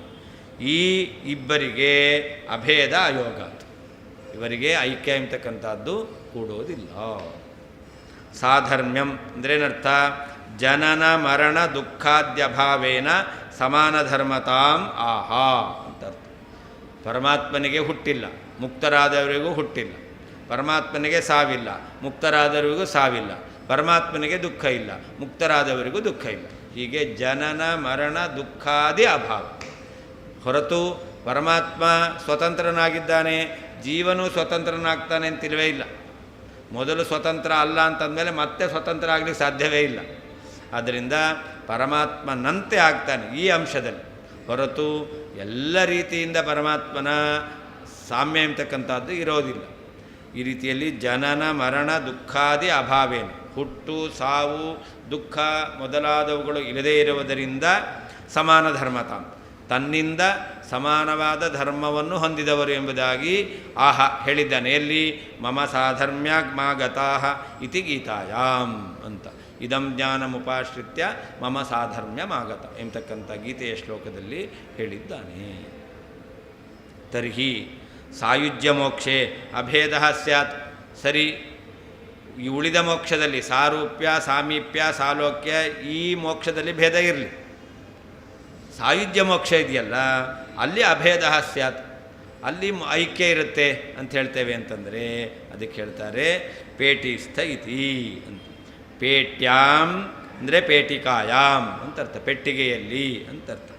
ಸ್ಥಿತ ಅನೇಕ ಧೌತಪಟವತ್, ಇರುವಂತಹ ಅನೇಕ ಬಿಳಿಯಾದ ಬಟ್ಟೆಗಳಂತೆ ಭಗವಂತನಲ್ಲಿ ಶರೀರದಲ್ಲಿ ಅನೇಕ ಬ್ರಹ್ಮರು ಇರ್ತಾರೆ. ಅದರಿಂದ ಅದೇನು? ಯುಕ್ತತ ಅಂದರೆ ಸದಾ ಸಂಬಂಧ ವಿಶೇಷ, ಒಟ್ಟಿಗೆ ಇರೋದು ಅಂತ ಅರ್ಥ ಅಷ್ಟೇ ಹೊರತು ಒಂದೇ ಆಗೋದು ಅಂತ ಅರ್ಥ ಅಲ್ವೇ ಅಲ್ಲ.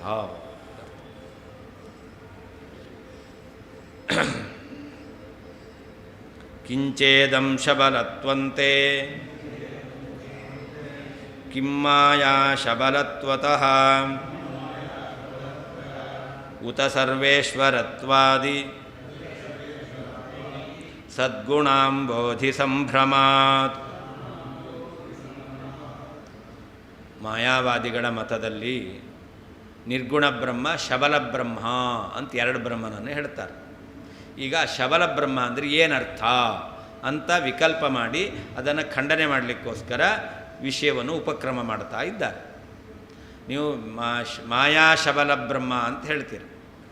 ಮಾಯಾಶಬಲ ಅಂದರೆ ಮಾಯೆಯಿಂದ ಕೂಡಿದವನು ಅಂತ ಅರ್ಥ. ಆ ಮಾಯಾ ಶಬ್ದಕ್ಕೆ ಅರ್ಥ ಏನು? ಮಾಯೆಯಿಂದ ಕೂಡಿದ ಬ್ರಹ್ಮ ಅಂತಂದರೆ ಮಾಯಾ ಎಂಬತಕ್ಕಂತಹ ಶಬ್ದಕ್ಕೆ ಏನು ಅಜ್ಞಾನ ಪ್ರಕೃತಿ ಎಂಬುದಾಗಿ ಮಾಯಾ ಶಬ್ದಕ್ಕೆ ಅರ್ಥ ಹೇಳ್ತೀರೋ, ಮಾಯಾ ಶಬಲತ್ವತಃ ಇದಂ ತೇ ಶಬಲತ್ವಂ ಕಿಂ. ಈ ಬ್ರಹ್ಮ ಅವನು ಶಬಲ ಬ್ರಹ್ಮ ಅಂತ ಕರೀತಾರೆ. ಯಾಕೆ? ಅವನಲ್ಲಿ ಮಾಯಾ ಅಜ್ಞಾನ ಇವುಗಳ ಸಂಬಂಧ ಇದೆ, ಆದ್ದರಿಂದ ಇವನನ್ನು ಶಬಲ ಬ್ರಹ್ಮ ಅಂತ ಹೇಳ್ತೀರೋ, ಅಥವಾ ಸರ್ವೇಶ್ವರತ್ವಾದಿ ಭಗವಂತನಿಗೆ ದೋಷಾವಹವಾದ ದೋಷಕ್ಕೆ ಕಾರಣವಾದಂತಹ ಮಾಯಾ ಎಂಬತಕ್ಕಂಥದ್ದು ಒಂದಿದೆ. ಜೀವರಿಗೆ ಮಾಯಾ ಸಂಬಂಧ ಇದೆ, ಅದರಿಂದ ಜೀವರೆಲ್ಲ ದೋಷವುಳ್ಳವರಾಗ್ತಾರೆ. ಹೀಗೆ ಯಾವ ಮಾಯಾ ಸಂಬಂಧ ಎಂಬತಕ್ಕಂಥದ್ದು ಜೀವರಿಗೆ ದೋಷಕ್ಕೆ ಕಾರಣವಾಗಿದೆಯೋ ಅಂತಹ ದೋಷಕ್ಕೆ ಕಾರಣವಾದಂತಹ ಮಾಯಾ ಅದರ ಸಂಬಂಧ ಪರಮಾತ್ಮನಿಗಿದೆ, ಆದ್ದರಿಂದ ಮಾಯಾ ಶಬಲ ಅಂತ ಹೇಳ್ತಿರೋ, ಅಥವಾ ದೋಷಕ್ಕೆ ಕಾರಣವಲ್ಲದೇ ಇರತಕ್ಕಂತಹ ಮಾಯಾ ಎಂಬತಕ್ಕಂಥದ್ದು ಒಂದಿದೆ, ಆ ಮಾಯಾದಿಂದ ಭಗವಂತ ಸಂಬಂಧವನ್ನು ಹೊಂದಿದ್ದಾನೆ, ಆದ್ದರಿಂದ ಮಾಯಾ ಶಬಲ ಅಂತ ಅರ್ಥ ಹೇಳ್ತಿರೋ, ಅಥವಾ ಇನ್ನೊಂದಿದೆ. ಯಾವುದು ಅಂತಂದರೆ ಸರ್ವಜ್ಞತ್ವ ಜ್ಞಾನಾದಿ ಸದ್ಗುಣಗಳು. ಆ ಜ್ಞಾನಾದಿ ಸದ್ಗುಣ ಎಂಬತಕ್ಕಂತಹ ಶಬಲತ್ವ ಭಗವಂತನಿಗಿದೆ ಅಂತ ಹೇಳ್ತಿರೋಂಥ ಮೂರು ವಿಕಲ್ಪ.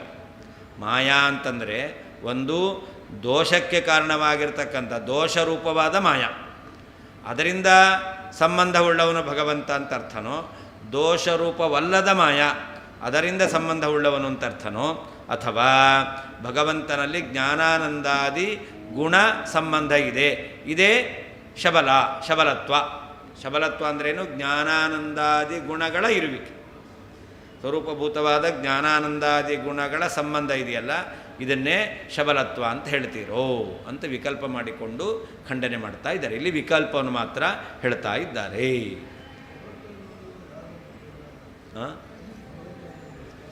ಶಬಲ ಬ್ರಹ್ಮ ಅಂದರೆ ಸಗುಣ ಬ್ರಹ್ಮ, ನಿರ್ಗುಣ ಬ್ರಹ್ಮನಿಗಿಂತ ಬೇರೆಯಾದ ಶಬಲ ಬ್ರಹ್ಮ ಸಗುಣ ಬ್ರಹ್ಮನನ್ನು ಒಪ್ತಾರವರು. ಹೌದು, ಮಾಯಾವಾದಿಗಳು ಅಂತ ಹೇಳಿದೆ ನಾನು. ಅವರು ಮಾಯಾ ಶಬಲ ಬ್ರಹ್ಮ ಅಂತ ಹೇಳ್ತಾರೆ, ಅಥವಾ ಶಬಲ ಬ್ರಹ್ಮ ಅಂತ ಹೇಳಿದ್ರೆ, ಅಥವಾ ಸಗುಣ ಬ್ರಹ್ಮ ಅಂತ ಹೇಳ್ತಾರೆ. ಈ ಮಾಯಾ ಶಬಲ ಅಂತ ಹೇಳ್ತೀರಲ್ಲ, ಮಾಯಾ ಶಬಲ ಬ್ರಹ್ಮ ಸಗುಣ ಬ್ರಹ್ಮನನ್ನು ಮಾಯಾ ಶಬಲ ಬ್ರಹ್ಮ ಅಂತ ಕರೀತಾರೆ. ಮಾಯಾ ಅನ್ನೋದಕ್ಕೆ ಮಾಯಾ ಶಬಲ ಅನ್ನೋದಕ್ಕೆ ಏನರ್ಥ ಅಂತ ಕೇಳ್ತೇವೆ. ಮಾಯಾ ಅಂದರೆ ದೋಷರೂಪವಾದ ಮಾಯಾ ಅಂತ ಅರ್ಥನೋ, ಅಥವಾ ದೋಷರೂಪವಲ್ಲದ ಮಾಯಾ ಅಂತ ಹೇಳ್ತೀರೋ, ಅಥವಾ ಜ್ಞಾನಾನಂದಾಧ್ಯಾತ್ಮಕ ಗುಣ ಸಂಬಂಧವುಳ್ಳವನು, ಆದ್ದರಿಂದ ಅವನು ಶಬಲ ಬ್ರಹ್ಮ ಅಂತ ಕರಿತೀರೋ ಎಂಬುದಾಗಿ ವಿಕಲ್ಪ ಮಾಡಿ ಕೇಳ್ತಾ ಇದ್ದಾರೆ. ಶಬಲ ಅಂದರೆ ಕೂಡಿದವನು ಅಂತ ಅರ್ಥ, ಸಂಬಂಧವುಳ್ಳವನು. ಶಬಲ, ಸಬಲ ಅಲ್ಲ. ಕಿಂಚ ಅಲ್ಲದೆ ತೇ ನಿನ್ನ ಮತದಲ್ಲಿ ಇದಂ ಈ ಪ್ರಸಿದ್ಧವಾದ ಶಬಲತ್ವಂ ಬ್ರಹ್ಮನಲ್ಲಿರ್ತಕ್ಕಂತಹ ಶಬಲತ್ವವು ಮಾಯಾ ಶಬಲತ್ವತಃ ಕಿಂ ಅಜ್ಞಾನ ಪ್ರಕೃತಿ ಮೊದಲಾಗಿರ್ತಕ್ಕಂತಹ ದೋಷಗಳ ಸಂಬಂಧ ಇದೆ, ಆದ್ದರಿಂದಾಗಿ ಅವನನ್ನು ಶಬಲ ಅಂತ ಕರಿತೀರೋ, ಅಥವಾ ಸರ್ವೇಶ್ವರತ್ವಾದಿ ಸರ್ವೇಶ್ವರತ್ವ ಮೊದಲಾಗಿರ್ತಕ್ಕಂತಹ ಸದ್ಗುಣಾಂಬೋಧಿ ಸಂಭ್ರಮಾತ್ ಶ್ರೇಷ್ಠ ಗುಣಗಳ ಸಂಬಂಧ ಇರುವುದರಿಂದ ಅವನನ್ನು ಶಬಲ ಅಂತ ಕರಿತೀರೋ. ಶಬಲ ಅಂದರೆ ಕೂಡಿದವನು ಅಂತ ಅರ್ಥ. ದೋಷರೂಪವಾದ ಮಾಯೆಯಿಂದ ಕೂಡಿದವನು ಅಂತ ಹೇಳ್ತೀರೋ, ಅಥವಾ ದೋಷರೂಪವಲ್ಲದ ಮಾಯೆಯಿಂದ ಕೂಡಿದವನು ಅಂತ ಹೇಳ್ತೀರೋ, ಅಥವಾ ಜ್ಞಾನ ಆನಂದ ಮೊದಲಾಗಿರ್ತಕ್ಕಂತಹ ಸದ್ಗುಣಗಳಿಂದ ಕೂಡಿದವನು ಅಂತ ಹೇಳ್ತೀರೋ ಅಂತ ವಿಕಲ್ಪ. ಕಿಂಚ ಅಲ್ಲದೆ ತೇ ನಿಮ್ಮ ಮತದಲ್ಲಿ ಶಬಲತ್ವಂ ಈ ಬ್ರಹ್ಮನಲ್ಲಿ ಇದಂ ಪ್ರಸಿದ್ಧವಾದ ಶಬಲತ್ವಂ ಬ್ರಹ್ಮನಲ್ಲಿರ್ತಕ್ಕಂತಹ ಶಬಲತ್ವವು ಮಾಯಾಶಬಲತ್ವತಃ ಅಜ್ಞಾನ ಪ್ರಕೃತಿ ಮೊದಲಾದ ದೋಷಗಳ ಸಂಬಂಧದಿಂದ ಅಂತ ಹೇಳ್ತೀರೋ, ಅಥವಾ ಸರ್ವೇಶ್ವರತ್ವ ಸದ್ಗುಣಾಂಬೋಧಿ ಸಂಭ್ರಮ. ಸರ್ವೇಶ್ವರತ್ವ ಮೊದಲಾದ ಜ್ಞಾನಾನಂದಾದಿ ಶ್ರೇಷ್ಠ ಗುಣಗಳ ಸಂಬಂಧದಿಂದ ಶಬಲತ್ವ ಅಂತ ಹೇಳ್ತೀರೋ. ಅಧುನಾ ನಾರಾಯಣಸ್ಯ ಶಬಲಬ್ರಹ್ಮತಾಂ ವದಂತಂ ಪ್ರತಿ ಕಿಮಿದಂ ಶಬಲತ್ವಂ ನಾಮ ದೋಷರೂಪಮಾಯಾ ಶಬಲತ್ವಂ ವಾ ಅದೋಷರೂಪಮಾಯಾ ಶಬಲತ್ವಂ ವಾ ಜ್ಞಾನಾದಿಶುಭಗುಣ ಶಬಲತ್ವಂ ವಾ ಇತಿ ವಿಕಲ್ಪ್ಯ ಆದ್ಯಂ ಅನಂಗೀಕಾರೇಣ ಪರಿಹೃತ್ಯ ದ್ವಿತೀಯ ತೃತೀಯೌ ದೋಷ ಅನಾಪಾದಕತೆಯ ಅಂಗೀಕರೋತಿ ಕಿಂಚ ಇತ್ಯಾದಿನ ಅಂತ. ನಾರಾಯಣ ಅವನು ಬ್ರಹ್ಮ ಅಲ್ಲ, ನಾರಾಯಣ ಅವನು ಶಬಲ ಬ್ರಹ್ಮ. ಮತ್ತು ಬ್ರಹ್ಮ ಯಾರು ಅಂತಂದರೆ ನಿರ್ಗುಣ ಬ್ರಹ್ಮ ಅಂತ ಅವರ ಮತ. ಒಬ್ಬ ಸಗುಣ ಬ್ರಹ್ಮ, ಇನ್ನೊಬ್ಬ ನಿರ್ಗುಣ ಬ್ರಹ್ಮ. ಆ ನಿರ್ಗುಣ ಬ್ರಹ್ಮನೇ ಪರಬ್ರಹ್ಮ. ನಾರಾಯಣ ಇದ್ದಾನಲ್ಲ ಅವನು ಪರಬ್ರಹ್ಮ ಅಲ್ಲ, ಅವನು ಶಬಲ ಬ್ರಹ್ಮ ಅಂತ. ಅದಕ್ಕೆ ಹೇಳ್ತಾರೆ ನಾರಾಯಣಸ್ಯ ಶಬಲ ಬ್ರಹ್ಮತಾಂ ವದಂತಂ ಪ್ರತಿ. ಯಾರು ನಾರಾಯಣನನ್ನು ಶಬಲ ಬ್ರಹ್ಮ ಎಂಬುದಾಗಿ ಹೇಳ್ತಾ ಇದ್ದಾರೋ ಅಂತಹ ಮಾಯಾವಾದಿಗಳನ್ನು ಕುರಿತು ಪ್ರಶ್ನೆ ಮಾಡ್ತೇವೆ. ಕಿಮಿದಂ ಶಬಲತ್ವಂ. ಶಬಲತ್ವ ಅಂದ್ರೇನು? ಶಬಲತ್ವಂ ನಾಮ ದೋಷರೂಪ ಮಾಯಾ ಶಬಲತ್ವಂ. ದೋಷಸ್ವರೂಪವಾದ ಮಾಯಾ ಸಂಬಂಧ ಉಳ್ಳವನು ಅಂತ ಅರ್ಥ. ಶಬಲ ಅಂದರೆ ಸಂಬಂಧ ಉಳ್ಳವನು ಅಂತ ಅರ್ಥ. ದೋಷರೂಪವಾದ ಮಾಯೆಯ ಸಂಬಂಧ ಉಳ್ಳವನು, ಆದ್ದರಿಂದ ಮಾಯಾ ಶಬಲ ಅಂತನೋ, ಅಥವಾ ದೋಷರೂಪವಲ್ಲದ ಮಾಯಾ ಸಂಬಂಧ ಉಳ್ಳವನು ಅಂತ ಅರ್ಥನೋ, ಅಥವಾ ಜ್ಞಾನಾನಂದಾದಿ ಗುಣಶಬಲ ಗುಣದ ಸಂಬಂಧ ಉಳ್ಳವನು ಅಂತ ಅರ್ಥನೋ ಎಂಬುದಾಗಿ ಈ ರೀತಿಯಲ್ಲಿ ವಿಕಲ್ಪವನ್ನು ಮಾಡಿ ಆದ್ಯ ಅನಂಗೀಕಾರೇಣ ದೋಷರೂಪವಾದ ಮಾಯಾ ಸಂಬಂಧ ಮಾಯಾ ಶಬಲತ್ವ ಭಗವಂತನಲ್ಲಿ ಇಲ್ಲ. ಇನ್ನೆರಡು ದೋಷವಲ್ಲದ ಮಾಯಾ ಸಂಬಂಧ, ಜ್ಞಾನಾನಂದಾದಿ ಗುಣ ಸಂಬಂಧ, ಇದು ಭಗವಂತನಲ್ಲಿ ಒಪ್ಪಬಹುದು ಎಂಬುದಾಗಿ ಹೇಳ್ತಾ ಇದ್ದಾರೆ. ವಿಕಲ್ಪ್ಯ ಆದ್ಯಂ ಅನಂಗೀಕಾರೇಣ ಪರಿಹೃತ್ಯ. ಮೊದಲನೇದು ದೋಷರೂಪವಾದ ಮಾಯಾ ಸಂಬಂಧ, ಅದನ್ನು ಒಪ್ಪದೇನೆ ಪರಿಹಾರ ಮಾಡಿ. ದ್ವಿತೀಯ ತೃತೀಯವು ದೋಷವಲ್ಲದ ಮಾಯಾ ಸಂಬಂಧ, ಜ್ಞಾನಾನಂದಾದಿ ರೂಪವಾಗಿರ್ತಕ್ಕಂತಹ ಗುಣ ಸಂಬಂಧ ರೂಪವಾಗಿರ್ತಕ್ಕಂತಹ ಈ ಮಾಯಾ ಶಬಲತ್ವ ದೋಷ ಅನಾಪಾದಕತೆಯ, ಅದು ದೋಷಕಾರಕ ಅಲ್ಲ. ಆದ್ದರಿಂದ ಅದನ್ನು ಅಂಗೀಕರೋದು. ಏತಾದೃಶ ಮಾಯಾ ಶಬಲತ್ವ ಭಗವಂತನಿಗೆ ಹೇಳಬಹುದು ಅಂತ ಒಪ್ಪುತ್ತಾ ಇದ್ದಾರೆ. ಅದನ್ನು ಹೇಳ್ತಾ ಇದ್ದಾರೆ ಕಿಂಚ ಇತ್ಯಾದಿನ. ಮಾಯಾ ದೂರತ್ವ ವಾಕ್ಯಾನಿ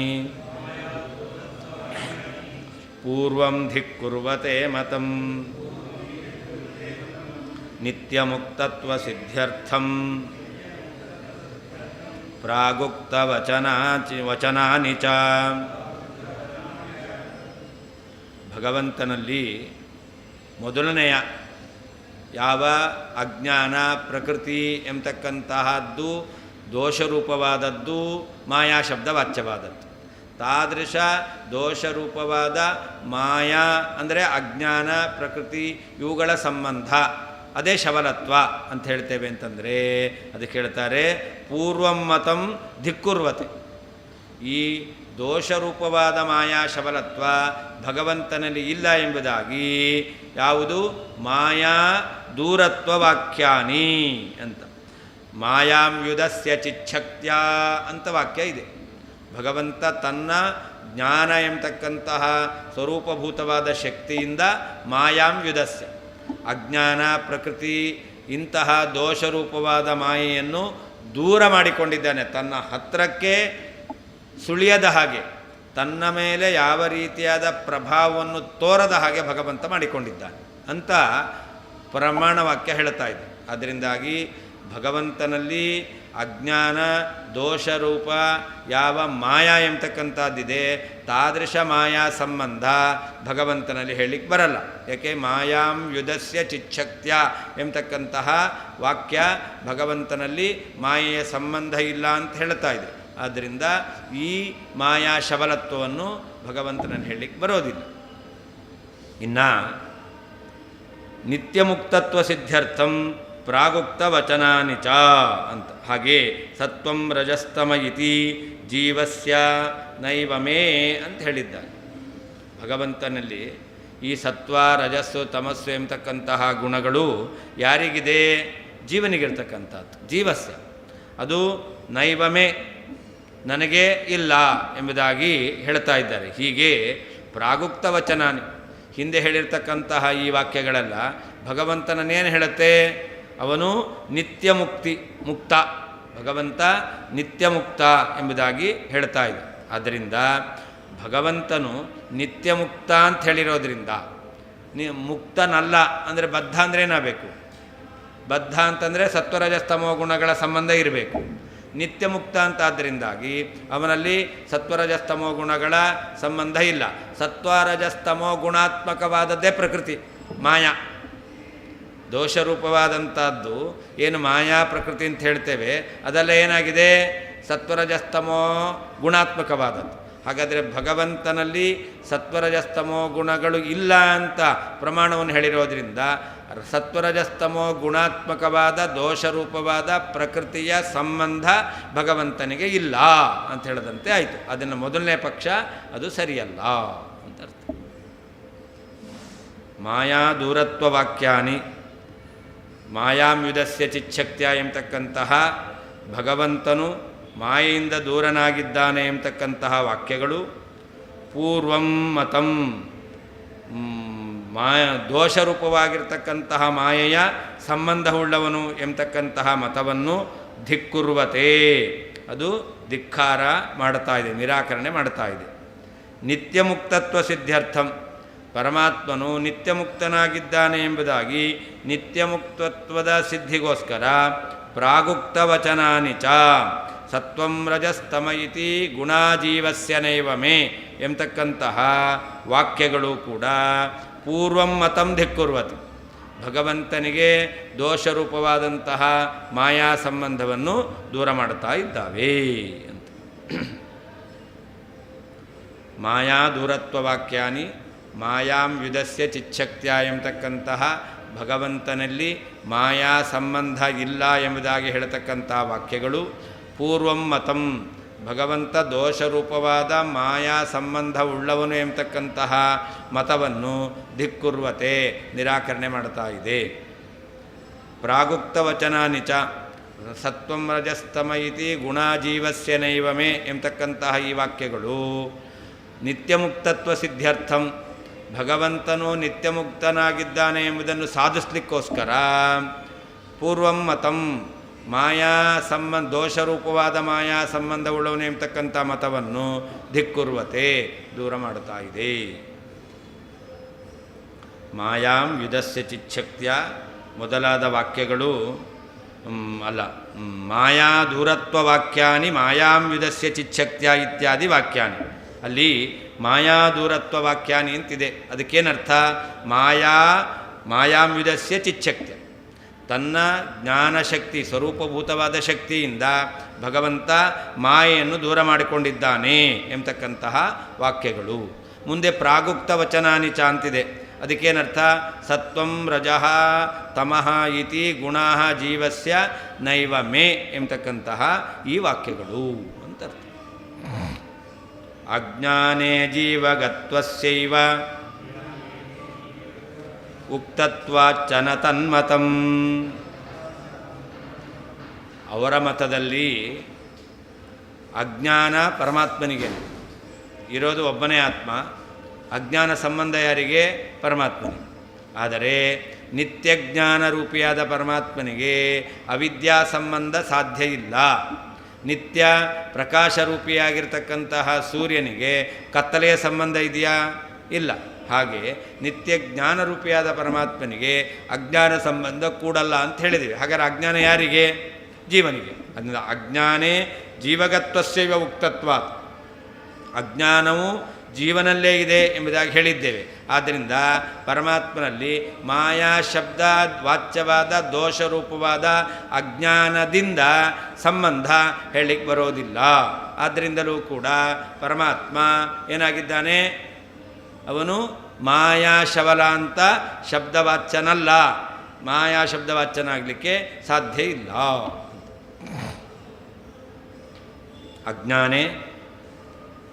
ಅಜ್ಞಾನಕ್ಕೆ ಜೀವಗತ್ವಸ್ಯೈವ ಜೀವನನ್ನು ಆಶ್ರಯಿಸಿಕೊಂಡಿದೆ ಎಂಬುದಾಗಿ ಉಕ್ತತ್ವಾಚ್ಚ ಹೇಳಿರುವುದರಿಂದಲೂ ಕೂಡ ತನ್ಮತಂ ದೋಷರೂಪವಾಗಿರತಕ್ಕಂತಹ ಮಾಯಾಶಬಲತ್ವ ಎಂಬತಕ್ಕಂಥದ್ದು ನ ಪರಮಾತ್ಮನಲ್ಲಿ ಹೇಳಲಿಕ್ಕೆ ಬರುವುದಿಲ್ಲ. ಅಜ್ಞಾನಕ್ಕೆ ಜೀವಾಶ್ರಿತತ್ವಸ್ಯೈವ ಉಕ್ತತ್ವಾತ್ ಜೀವಗತ್ವಸ್ಯೈವ ಅಂದರೆ ಜೀವನನ್ನೇ ಆಶ್ರಯಿಸಿಕೊಂಡಿದೆ ಎಂಬುದಾಗಿ ಉಕ್ತತ್ವಾತ್ ಹೇಳಿರುವುದರಿಂದ ತನ್ಮತಂ ದೋಷರೂಪವಾದ ಮಾಯಾಶಬಲತ್ವ ಎಂಬತಕ್ಕಂಥದ್ದು ಅವರ ಮತವು ನ ಅದು ಸರಿಯಲ್ಲ. ಅಜ್ಞಾನೇ ಜೀವಗತ್ವಸ್ಯ ಅಜ್ಞಾನಂ ಜೀವಾಶ್ರಿತಂ ಇತಿ ಅಸ್ಯ ಅರ್ಥಸ್ಯ ಇತ್ಯರ್ಥಃ ಅಂತರ್ಥ. ಅಜ್ಞಾನದಲ್ಲಿ ಜೀವಗತ್ವ ಜೀವನಲ್ಲಿ ಇದೆ ಅನ್ನೋದು ಅದಕ್ಕೇನರ್ಥ ಅಜ್ಞಾನಂ ಜೀವಾಶ್ರಿತಂ ಅಂತರ್ಥ. ಅಜ್ಞಾನವು ಜೀವನಲ್ಲಿ ಇದೆ ಎಂಬತಕ್ಕಂತಹ ಅರ್ಥ ಈ ವಿಷಯವನ್ನು ಹೇಳಿದ್ದೇವೆ ನಾವು. ಉಕ್ತತ್ವಾತ್ ಯಾಕೆ ಅಹಮಜ್ಞಃ ಅಂತ ಅನುಭವ. ಈಶ್ವರ ಅಜ್ಞ ಅಂತ ಯಾರಿಗಾದರೂ ಅನುಭವ ಇದೆಯಾ? ಅನುಭವ ಇರೋದೇನು? ಅಹಮಜ್ಞಃ. ಅಹಂ ಅಂದರೆ ಯಾರು? ಜೀವ. ಹಾಗಾದರೆ ಅಹಮಜ್ಞಃ ಎಂಬತಕ್ಕಂತಹ ಈ ಪ್ರತೀತಿ ಜೀವನಲ್ಲಿ ಅಜ್ಞಾನವನ್ನು ಹೇಳ್ತಾ ಇದೆ. ಹಾಗೇ ನಿವರ್ತ್ಯ ನಿವರ್ತಕಯೋ ಸಮಾನ ದೇಶತ್ವ ನಿಯಮಾತ್ ಎಲ್ಲಿ ಕತ್ತಲೆ ಇರುತ್ತೋ ಅಲ್ಲೇ ಬೆಳಕು ಬರಬೇಕು. ಆವಾಗೇನೆ ಆ ವಸ್ತು ತೋರಲಿಕ್ಕೆ ಸಾಧ್ಯ. ಎಲ್ಲೋ ಕತ್ತಲೆಯಲ್ಲಿ ವಸ್ತು ಇದೆ, ಎಲ್ಲೋ ಬೆಳಕು ಬಿಡ್ತೇವೆ ಅಂತಂದರೆ ತೋರ್ಲಿಕ್ಕೆ ಸಾಧ್ಯ ಇಲ್ಲ. ಹಾಗಾದರೆ ಕತ್ತಲೆ ಇದ್ದಲ್ಲಿ ಬೆಳಕು ಬಂದರೇನೇ ಕತ್ತಲೆ ದೂರ ಆಗುತ್ತೆ. ಹಾಗೇ ಅಜ್ಞಾನ ಇದ್ದಲ್ಲೇನೇ ಜ್ಞಾನ ಬಂದರೆ ಆವಾಗ ಆ ಅಜ್ಞಾನ ನಿವೃತ್ತಿ ಆಗುತ್ತೆ. ನಿವೃತ್ತಿಯನ್ನು ಹೊಂದೋದು ಅಜ್ಞಾನ, ನಿವೃತ್ತಿ ಮಾಡತಕ್ಕಂಥದ್ದು ಜ್ಞಾನ. ಜ್ಞಾನದಿಂದ ಅಜ್ಞಾನದ ನಿವೃತ್ತಿ. ನಿವರ್ತ್ಯ ನಿವರ್ತಕ. ಯಾವುದು ನಿವೃತ್ತಿಯನ್ನು ಹೊಂದುತ್ತೋ ಅಜ್ಞಾನ ಅದು ನಿವರ್ತ್ಯ. ನಿವರ್ತಕವಾದದ್ದು ಅಜ್ಞಾನವನ್ನು ಯಾವುದು ನಾಶ ಮಾಡುತ್ತೋ ಅದು ನಿವರ್ತಕ. ಲೋಕದಲ್ಲಿ ಕತ್ತಲೆಯು ನಿವರ್ತ್ಯ, ಬೆಳಕು ನಿವರ್ತಕ. ನಿವರ್ತ್ಯ ನಿವರ್ತಕಗಳು ಒಂದೇ ಸ್ಥಳದಲ್ಲಿರಬೇಕು ಅಂತ ನಮ್ಮ ಅನುಭವಕ್ಕೆ ಸಿದ್ಧವಾಗಿದೆ. ಎಲ್ಲಿ ಕತ್ತಲೆ ಇದೆಯೋ ಅಲ್ಲೇ ಬೆಳಕು ಬಂದಾಗ ಅಲ್ಲಿರುವ ಕತ್ತಲೆ ಹೋಗುತ್ತೆ. ಆದ್ದರಿಂದ ಜೀವನ ಅಜ್ಞಾನ ನಾಶ ಆಗಬೇಕು ಅಂತಂದರೆ ಜೀವನ ಜ್ಞಾನದಿಂದ ಅಜ್ಞಾನ ನಾಶ ಆಗೋದು ಅಂತಾದರೆ ಆವಾಗ ಅಜ್ಞಾನ ಎಲ್ಲಿರಬೇಕು? ಜೀವನಲ್ಲೇ ಇರಬೇಕು. ಅದರಿಂದಾಗಿ ನಿವರ್ತ್ಯ ನಿವರ್ತಕಗಳಿಗೆ ಸಮಾನ ಆಶ್ರಯ, ಒಂದೇ ಆಶ್ರಯ ಎಂಬತಕ್ಕಂಥ ಯುಕ್ತಿಯನ್ನಿಟ್ಟುಕೊಂಡು ಕೂಡ ಅಜ್ಞಾನ ಯಾರಲ್ಲಿದೆ? ಜೀವನಲ್ಲಿದೆ. ಪ್ರತ್ಯಕ್ಷದಿಂದ ಅಜ್ಞಾನ ಜೀವನಲ್ಲಿದೆ, ಯುಕ್ತಿಯಿಂದ ಅಜ್ಞಾನ ಜೀವನಲ್ಲಿದೆ. ಶ್ರುತಿಯನ್ನಿಟ್ಕೊಂಡ್ರೂ ಕೂಡ ಮೂರು ಪ್ರಮಾಣ, ಪ್ರತ್ಯಕ್ಷ, ಯುಕ್ತಿ ಮತ್ತು ಆಗಮ. ಪ್ರತ್ಯಕ್ಷದಿಂದ ಅಜ್ಞಾನ ಜೀವನಲ್ಲಿದೆ ಅಂತ ಗೊತ್ತಾಗ್ತಾ ಇದೆ, ಯುಕ್ತಿಯೂ ಕೂಡ ಅಜ್ಞಾನ ಜೀವನಲ್ಲಿದೆ ಅಂತ ಸಾಧಿಸ್ತಾ ಇದೆ. ಹಾಗೇ ಆಗಮ ಅದು ಕೂಡ ಜೀವನಿಗೆ ಅಜ್ಞಾನ ಇದೆ ಅಂತ ಹೇಳ್ತಾ ಇದೆ. ಅನಾದಿ ಮಾಯೆಯ ಸುಪ್ತಃ ಅಂತ ಶ್ರುತಿ ಹೇಳ್ತಾ ಇದೆ. ಯಾರು? ಜೀವ. ಅನಾದಿ ಮಾಯೆಯ ಸುಪ್ತಃ ಯದಾ ಜೀವ ಪ್ರಬುದ್ಯತೆ ಅಂತ. ಜೀವ ಅನಾದಿ ಮಾಯೆಯ ಸುಪ್ತಃ. ಹಾಗಾದರೆ ಅಜ್ಞಾನ ಯಾರಲ್ಲಿದೆ? ಅನಾದಿ ಕಾಲದಿಂದ ಜೀವನಲ್ಲಿದೆ ಎಂಬುದಾಗಿ ಆಗಮ ವಾಕ್ಯವೂ ಕೂಡ ಜೀವನಲ್ಲಿಯೇ ಅವಿದ್ಯೆಯನ್ನು ಹೇಳ್ತಾ ಇದೆ, ಅಜ್ಞಾನವನ್ನು ಹೇಳ್ತಾ ಇದೆ. ಹೀಗೆ ಅಜ್ಞಾನೇ ಜೀವಗತ್ವಸ್ಯೈವ ಉಕ್ತತ್ವಾತ್. ಅಜ್ಞಾನವು ಜೀವಾಶ್ರಿತ ಎಂಬುದಾಗಿ ಹೇಳಿದ್ದೇವೆ. ಪ್ರತ್ಯಕ್ಷ, ಯುಕ್ತಿ ಮತ್ತು ಆಗಮಗಳನ್ನು ಹೇಳಿದ್ದೇವೆ ಅಂತ ಅರ್ಥ. ಅದನ್ನು ಹೇಳ್ತಾ ಇದ್ದಾರೆ. ಉಕ್ತತ್ವಾತ್ ಅಹಮಜ್ಞ ಇತಿ ಪ್ರತ್ಯಕ್ಷೇಣ, ಇದು ಪ್ರತ್ಯಕ್ಷ. ನಿವರ್ತ್ಯ ನಿವರ್ತಕಯೋ ಸಮಾನ ದೇಶತ್ವ ನಿಯಮಾದಿತಿ ಯುಕ್ತಿ ನಿವರ್ತ್ಯವಾದದ್ದು ನಿವರ್ತಕವಾದದ್ದು ಸಮಾನ ದೇಶದಲ್ಲಿರಬೇಕು ಎಂಬತಕ್ಕಂಥದ್ದು ಯುಕ್ತಿ. ಜೀವನ ಜ್ಞಾನದಿಂದ ಜೀವನಲ್ಲಿರುವ ಅಜ್ಞಾನ ನಿವೃತ್ತಿ ಆಗಬೇಕು. ಅಂದರೆ ಅಜ್ಞಾನ ಜೀವಗತ ಅಂತ ಹೇಳುತ್ತೆ ಯುಕ್ತಿ.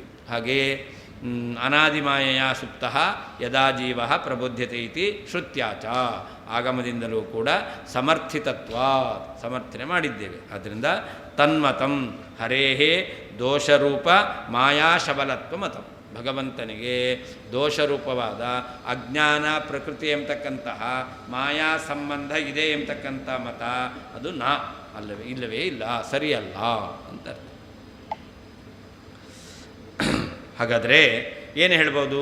ದೋಷವಲ್ಲದ ಮಾಯಾಶಬಲತ್ವ ಭಗವಂತನಿಗೆ ಹೇಳ್ಬೋದು ಅಂತಂದರೆ ಮಾಯಾ ಶಬ್ದಕ್ಕೆ ಏನೇನು ಅರ್ಥ ಇದೆ? ದೋಷವಲ್ಲದ ಮಾಯಾ ಶಬ್ದ ವಾಚ್ಯ ಮಾಯಾ ಶಬಲತ್ವ ಭಗವಂತನಿಗೆ ಹೇಳ್ಬೋದು. ಹಾಗಾದರೆ ಮಾಯಾ ಶಬ್ದಕ್ಕೆ ಏನೇನು ಅರ್ಥ ಇದೆ ಅದನ್ನು ಹೇಳ್ತಾರೆ. ಹರೇರಿಚ್ಛಾಪಿ ಮಾಯಾಖ್ಯ ಮಾಯಾಖ್ಯ ಪ್ರಕೃತಿರ್ಜಡ ಭ್ರಮಹೇತುಶ್ಚ ಮಾಯೈಕ ಮಾಯೇಯಂ ತ್ರಿವಿಧಾ ಮತಾ ಹರೇಶಕ್ತಿಶ್ಚ ತೇಜಶ್ಚ ತಥಾ ಮಾಯಾ ಪದೋದಿತೆ. ಒಟ್ಟು 5 ಮಾಯಾ ಶಬ್ದದಿಂದ ಕರೀತಾರೆ. ಮಾಯಾ ಶಬ್ದವಾಚ್ಯವಾದದ್ದು 5. ಯಾವುದು ಅಂತಂದರೆ ಭಗವಂತನ ಇಚ್ಛೆ. ಇದಕ್ಕೆಲ್ಲ ಪ್ರಮಾಣ ಕೊಡ್ತಾರೆ ಮುಂದೆ. ಭಗವಂತನ ಇಚ್ಛೆಯನ್ನು ಮಾಯಾ ಅಂತ ಕರೀತಾರೆ. ಹಾಗೆ ಜಡ ಪ್ರಕೃತಿಯನ್ನು ಮಾಯಾ ಅಂತ ಕರೀತಾರೆ. ಜೀವರ ಮೋಹಕ್ಕೆ ಕಾರಣವಾಗಿರ್ತಕ್ಕಂಥ ಅಜ್ಞಾನ ಅದನ್ನು ಮಾಯಾ ಎಂಬುದಾಗಿ ಕರೀತಾ ಇದ್ದಾರೆ. ಭ್ರಮಹೇತುಶ್ಚ ಮಾಯಾ ಏಕ, ಜೀವರಿಗೆ ಭ್ರಮೆಗೆ ಕಾರಣವಾಗಿರ್ತಕ್ಕಂಥದ್ದು ಅಜ್ಞಾನ, ಅದನ್ನು ಮಾಯಾ ಎಂಬುದಾಗಿ ಕರೀತಾರೆ. 3ನೇದು. 4ನೇದು ಹರೇಹೇ ಶಕ್ತಿಶ್ಚ, ಭಗವಂತನ ಸಾಮರ್ಥ್ಯ, ಅದನ್ನು ಕೂಡ ಮಾಯಾ ಅಂತ ಕರೀತಾರೆ. ತೇಜಶ್ಚ, ಭಗವಂತನ ತೇಜಸ್ಸು, ಅದನ್ನು ಕೂಡ ಮಾಯಾ ಅಂತ ಕರೀತಾರೆ. ಹೀಗೆ ಮಾಯಾ ಶಬ್ದಕ್ಕೆ ಭಗವಂತನ ಇಚ್ಛೆ, ಹಾಗೆ ಜಡ ಪ್ರಕೃತಿ ಎಂಬತಕ್ಕಂಥದ್ದು, ಅಜ್ಞಾನ ಎಂಬತಕ್ಕಂಥದ್ದು, ಭಗವಂತನ ಶಕ್ತಿ ಮತ್ತು ಭಗವಂತನ ತೇಜಸ್ಸು ಎಂಬುದಾಗಿ 5 ಅರ್ಥ ಇದೆ ಅಂತ. ಅದಕ್ಕೆ ಪ್ರಮಾಣಗಳನ್ನು ಮುಂದೆ ಹೇಳ್ತಾರೆ.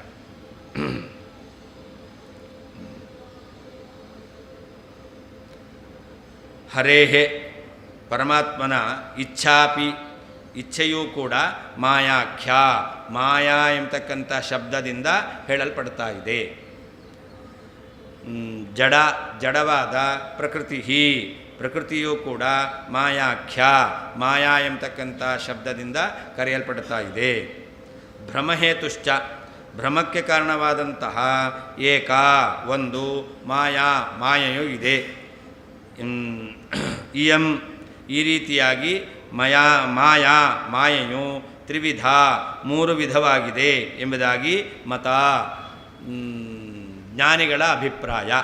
ತಥಾ, ಹಾಗೆಯೇ ಹರೇಹೇ ಪರಮಾತ್ಮನ ಶಕ್ತಿಶ್ಚ, ಶಕ್ತಿಯೂ ಕೂಡ, ತೇಜಶ್ಚ, ಸಾಮರ್ಥ್ಯವೂ ಕೂಡ ಮಾಯಾ ಪದೋದಿತೆ, ಮಾಯಾ ಎಂಬತಕ್ಕಂಥ ಶಬ್ದದಿಂದ ವಾಚ್ಯವಾಗಿದ್ದಾವೆ. ಹರೇಹೇ ಪರಮಾತ್ಮನ ಇಚ್ಛಾಪಿ, ಇಚ್ಛೆಯೂ ಕೂಡ ಮಾಯಾಖ್ಯ, ಮಾಯಾ ಎಂಬತಕ್ಕಂಥ ಶಬ್ದದಿಂದ ಶಬ್ದವನ್ನು ಹೊಂದಿದೆ. ಹಾಗೇ ಜಡವಾದ ಪ್ರಕೃತಿ, ಪ್ರಕೃತಿ ಕೂಡ ಮಾಯಾಖ್ಯ, ಮಾಯಾ ಎಂಬತಕ್ಕಂಥ ಹೆಸರನ್ನು ಹೊಂದಿದೆ. ಭ್ರಮಹೇತುಶ್ಚ, ಭ್ರಮಕ್ಕೆ ಕಾರಣವಾಗಿರ್ತಕ್ಕಂತಹ ಏಕ, ಒಂದು ವಿಧವಾದಂತಹ ಮಾಯಾ, ಮಾಯೆಯೂ ಇದೆ. ಈ ರೀತಿಯಾಗಿ ಇಯಂ, ಈ ಯಾವ ಮಾಯಾ, ಮಾಯೆಯು ತ್ರಿವಿಧ, 3 ವಿಧವಾಗಿದೆ ಎಂಬುದಾಗಿ ಮತ, ಜ್ಞಾನಿಗಳು ಹೇಳ್ತಾರೆ. ಅಷ್ಟೇ ಅಲ್ಲ, ತಥಾ, ಹಾಗೆಯೇ ಹರೇಹೇ ಪರಮಾತ್ಮನ ಶಕ್ತಿಶ್ಚ, ಶಕ್ತಿಯೂ, ತೇಜಶ್ಚ, ಸಾಮರ್ಥ್ಯವೂ ಕೂಡ ಮಾಯಾ ಪದೋದಿತೆ, ಮಾಯಾ ಎಂಬತಕ್ಕಂಥ ಶಬ್ದದಿಂದ ವಾಚ್ಯವಾಗಿದ್ದಾವೆ. ಒಟ್ಟು 5 ಮಾಯಾ ಶಬ್ದದಿಂದ ವಾಚ್ಯವಾದದ್ದು ಅಂತ ಹೇಳಿದಂತೆ ಆಯಿತು.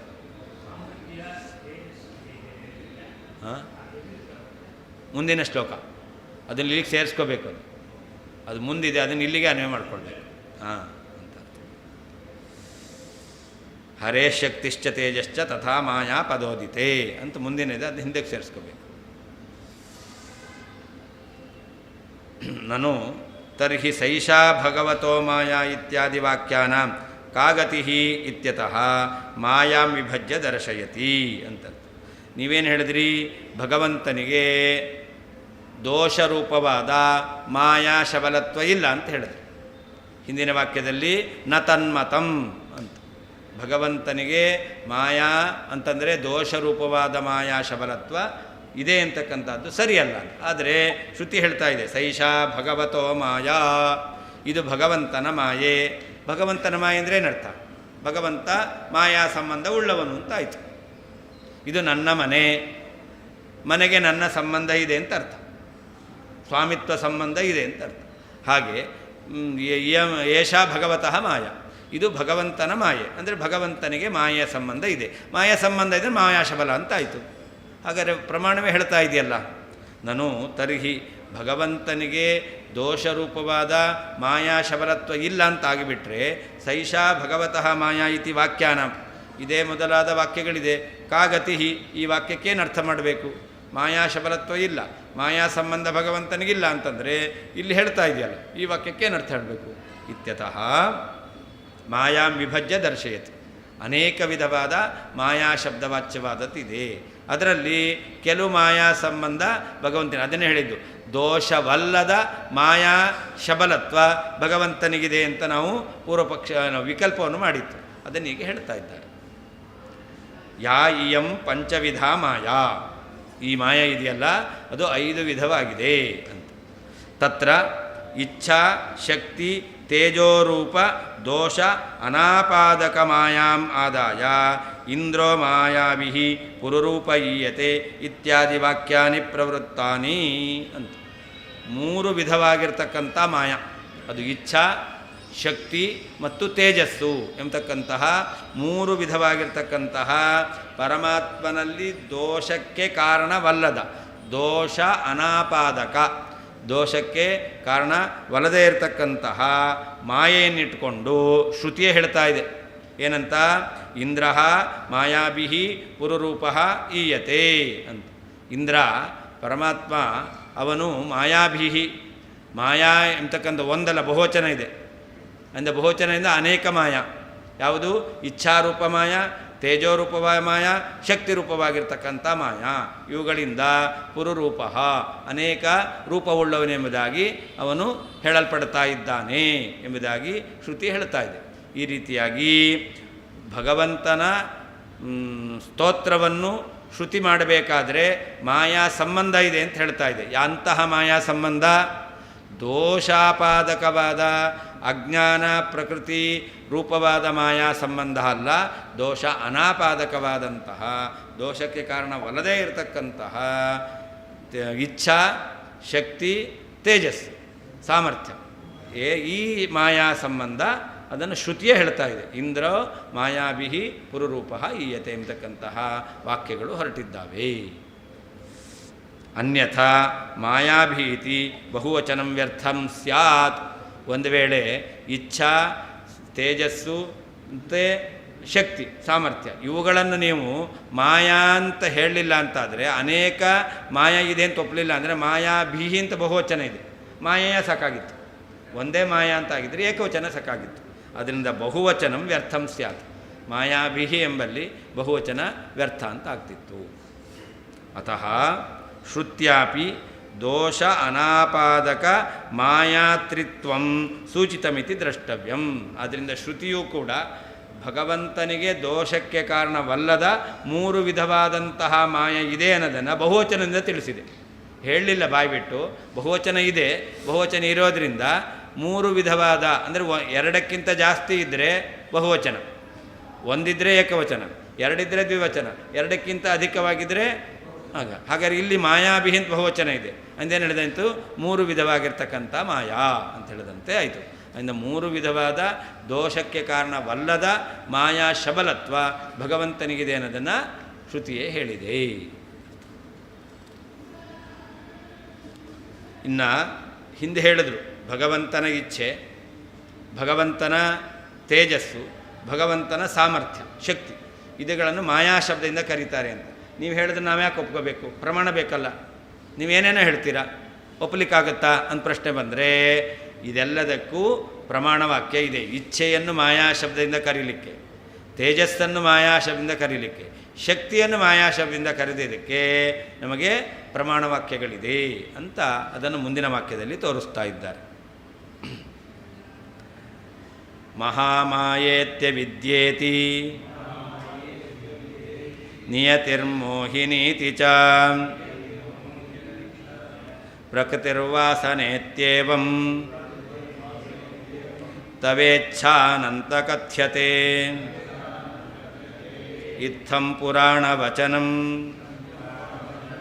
ತಥಾ ಭಾಗವತೆ ಧ್ರುವಃ ಮಾಯಾಖ್ಯಯ ಸ್ವಶಕ್ತ್ಯೇತಿ ಮಾಯಾಖ್ಯಾಂ ಶಕ್ತಿಮಾಹಿ ಮಹಾಮಾಯೇತ್ಯ ವಿದ್ಯೇತಿ. ಇಲ್ಲಿ ಮಾಯಾ ಶಬ್ದಕ್ಕೆ ಏನೇನು ಅರ್ಥ ಅದಕ್ಕೆ ಹೇಳ್ತಾರೆ. ಮಹಾಮಾಯಾ ಅವಿದ್ಯಾ ನಿಯತಿ ಮೋಹಿನಿ ಪ್ರಕೃತಿ ವಾಸನಾ ಇತಿ ತವ ಇಚ್ಛಾ ಕಥ್ಯತೆ. ಅನಂತ ಅಂತ ಭಗವಂತನನ್ನು ಸಂಬೋಧನೆ ಮಾಡಿ ನಿನ್ನ ಇಚ್ಛಾ, ತವ ಇಚ್ಛಾ, ನಿನ್ನ ಇಚ್ಛೆನೇನಂತ ಕರೀತಾರೆ? ಮಹಾಮಾಯಾ ಅಂತ ಕರೀತಾರೆ. ಹಾಗೆ ಅವಿದ್ಯಾ ಅಂತ ಕರೀತಾರೆ, ನಿಯತಿ ಎಂಬುದಾಗಿ ಕರೀತಾ ಇದ್ದಾರೆ, ಪ್ರಕೃತಿ ಎಂಬುದಾಗಿ ಕರೀತಾ ಇದ್ದಾರೆ, ಮೋಹಿನಿ ಅಂತ ಕರೀತಾ ಇದ್ದಾರೆ, ವಾಸನಾ ಅಂತ ಕರೀತಾ ಇದ್ದಾರೆ. ಹೀಗೆ ಭಗವಂತನ ಇಚ್ಛೆ ಅದನ್ನು ಮಹಾಮಾಯೆ, ಅವಿದ್ಯೆ, ನಿಯತಿ, ಮೋಹಿನಿ, ಪ್ರಕೃತಿ, ವಾಸನಾ ಎಂಬುದಾಗಿ ಅನೇಕ ವಿಧವಾಗಿ ಇದೆ ಎಂಬುದಾಗಿ ಹೇಳಿದ್ದಾರೆ. ಅಂದೇನು ಹೇಳಿದಂತೆ ಆಯಿತು? ಮಾಯಾ ಅಂದರೆ ಭಗವಂತನ ಇಚ್ಛಾ ಅಂತ ಹೇಳಿದಂತೆ ಆಯಿತು. ಹಾಗೆ ಅದು ಇದೆ, ಮುಂದೆ ಹೇಳ್ತಾರೆ, ಅದು ಇದೆ. ಮಾಯಾ ಶಬ್ದವಾಚ್ಯಳಾದ ಅದಕ್ಕೆ ಹೇಳಿದ್ದು ದೋಷ ಅಲ್ಲದೇ ಇರತಕ್ಕಂತಹ ಮಾಯಾ ಶಬಲತ್ವ ಅಂತಂದರೆ ಲಕ್ಷ್ಮಿಯಿಂದ ಕೂಡಿದವನು ಅಂತ ಅರ್ಥ. ವಾಸುದೇವನ ಹೆಂಡತಿ ಯಾರು? ಮಾಯಾಪತಿ. ಆದ್ದರಿಂದ ಭಗವಂತ ಅವನು ಮಾಯಾ ಶಬಲ, ಮಾಯೆಯಿಂದ ಕೂಡಿದವನು. ಮಾಯಾ ಅಂದರೆ ಹೆಂಡತಿ, ಲಕ್ಷ್ಮೀದೇವಿ ಅಂದರೆ ವಾಸುದೇವನ ಪತ್ನಿ. ಆದ್ದರಿಂದ ಅಂತಹ ಲಕ್ಷ್ಮೀದೇವಿಯಿಂದ ಕೂಡಿದವನು. ಆ ಅರ್ಥ. ದೋಷ ಅನಾಪಾದಕ, ಇದೆಲ್ಲ ದೋಷವನ್ನು ಉಂಟು ಮಾಡ್ತಾ ಇಲ್ಲ, ದೋಷಕ್ಕೆ ಕಾರಣವಲ್ಲದ ಮಾಯಾ ಶಬಲತ್ವ ಭಗವಂತನಿಗಿದೆ ಅಂತ ಅದರಲ್ಲಿ ಕೂಡುತ್ತದೆ. ಏನು ಅಲ್ಲ, ಅದು ಬೇರೆ. ಹಾಗೆಯೇ ಮಾಯಾ ಶಬ್ದಕ್ಕೆ ಶಕ್ತಿ ಅಂತ ಅರ್ಥ ಇದೆ. ಅದು ಹೇಗೆ ಅಂತಂದರೆ ಮಾಯಾಖ್ಯಯ ಸ್ವಶಕ್ತೇತಿ ಅಂತ ಭಾಗವತದಲ್ಲಿ ಯಾವ ಧ್ರುವರಾಯರು ಭಗವಂತನನ್ನು ಸ್ತೋತ್ರ ಮಾಡಬೇಕಾದ್ರೆ ಅವರೇನು ಮಾಡಿದ್ದಾರೆ? ಭಗವಂತನನ್ನು ಮಾಯಾಖ್ಯಯ ಸ್ವಶಕ್ತ್ಯ ಎಂಬುದಾಗಿ ಅವರು ಸ್ತೋತ್ರ ಮಾಡಿದ್ದಾರೆ. ಮಾಯಾಖ್ಯಯೋರುಗುಣಯ ಮಹದಾದ್ಯಶೇಷಂ ಅಂತ ವಾಕ್ಯ ಇದೆ. ಏಕಸ್ತ್ವಮೇವ ಭಗವಾನ್ ಇದಮಾತ್ಮಶಕ್ತ್ಯ ಮಾಯಾಖ್ಯಯೋರುಗುಣಯ ಮಹದಾದ್ಯಶೇಷಂ ಅಂತ ಧ್ರುವರಾಯರು ಭಗವಂತನನ್ನು ಸ್ತೋತ್ರ ಮಾಡ್ತಾ ಇದ್ದಾರೆ. ಆ ಸ್ತೋತ್ರ ಮಾಡುವಾಗ ಮಾಯಾ ಎಂಬತಕ್ಕಂತಹ ನಿನ್ನ ಶಕ್ತಿಯಿಂದ ಅಂತ ಹೇಳಿದ್ದಾರೆ. ಹಾಗಾದರೆ ಭಗವಂತನ ಶಕ್ತಿ ಸಾಮರ್ಥ್ಯಕ್ಕೆ ಏನು ಹೆಸರು? ಮಾಯಾ ಅಂತ ಹೆಸರು. ಅದರಿಂದ ಇಚ್ಛಾ ಅನ್ನೋದು ಮಾಯಾ ಶಬ್ದವಾಚ್ಯ, ಶಕ್ತಿ ಎಂಬತಕ್ಕಂಥದ್ದು ಮಾಯಾ ಶಬ್ದವಾಚ್ಯ. ಮುಂದಿನ ವಾಕ್ಯದಲ್ಲಿ ತೇಜಸ್ಸು ಎಂಬತಕ್ಕಂಥದ್ದು ಮಾಯಾ ಶಬ್ದವಾಚ್ಯ ಅಂತ ಮುಂದೆ ಹೇಳ್ತಾರೆ.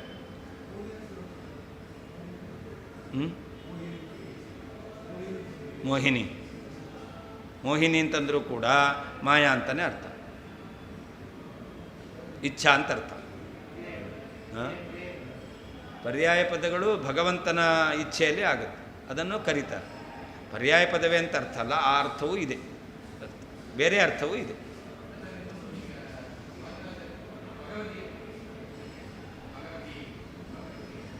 ಭಗವತಿ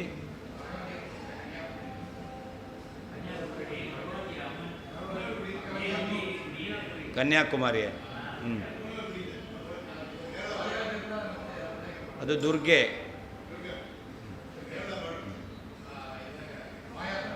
ಮಾಯಾ ಅಂತ ಕರೀತಾರೆ.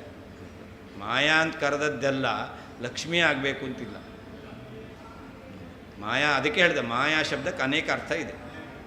ಮಾಯಾ ಅಂದರೆ ಲಕ್ಷ್ಮಿ ಅಂತಲೇ ಆಗಬೇಕಾಗಿಲ್ಲ, ಮಾಯಾ ಅಂತಂದರೆ ಇಚ್ಛಾ ಅಂತಲೇ ಆಗಬೇಕಾಗಿಲ್ಲ, ಅದಕ್ಕಿಂತ ಪರ್ಯಾಯ ಪದ ಅಂತ ಹೇಳಿಕ್ಕೆ ಬರಲ್ಲ, ಅನೇಕ ಅರ್ಥ.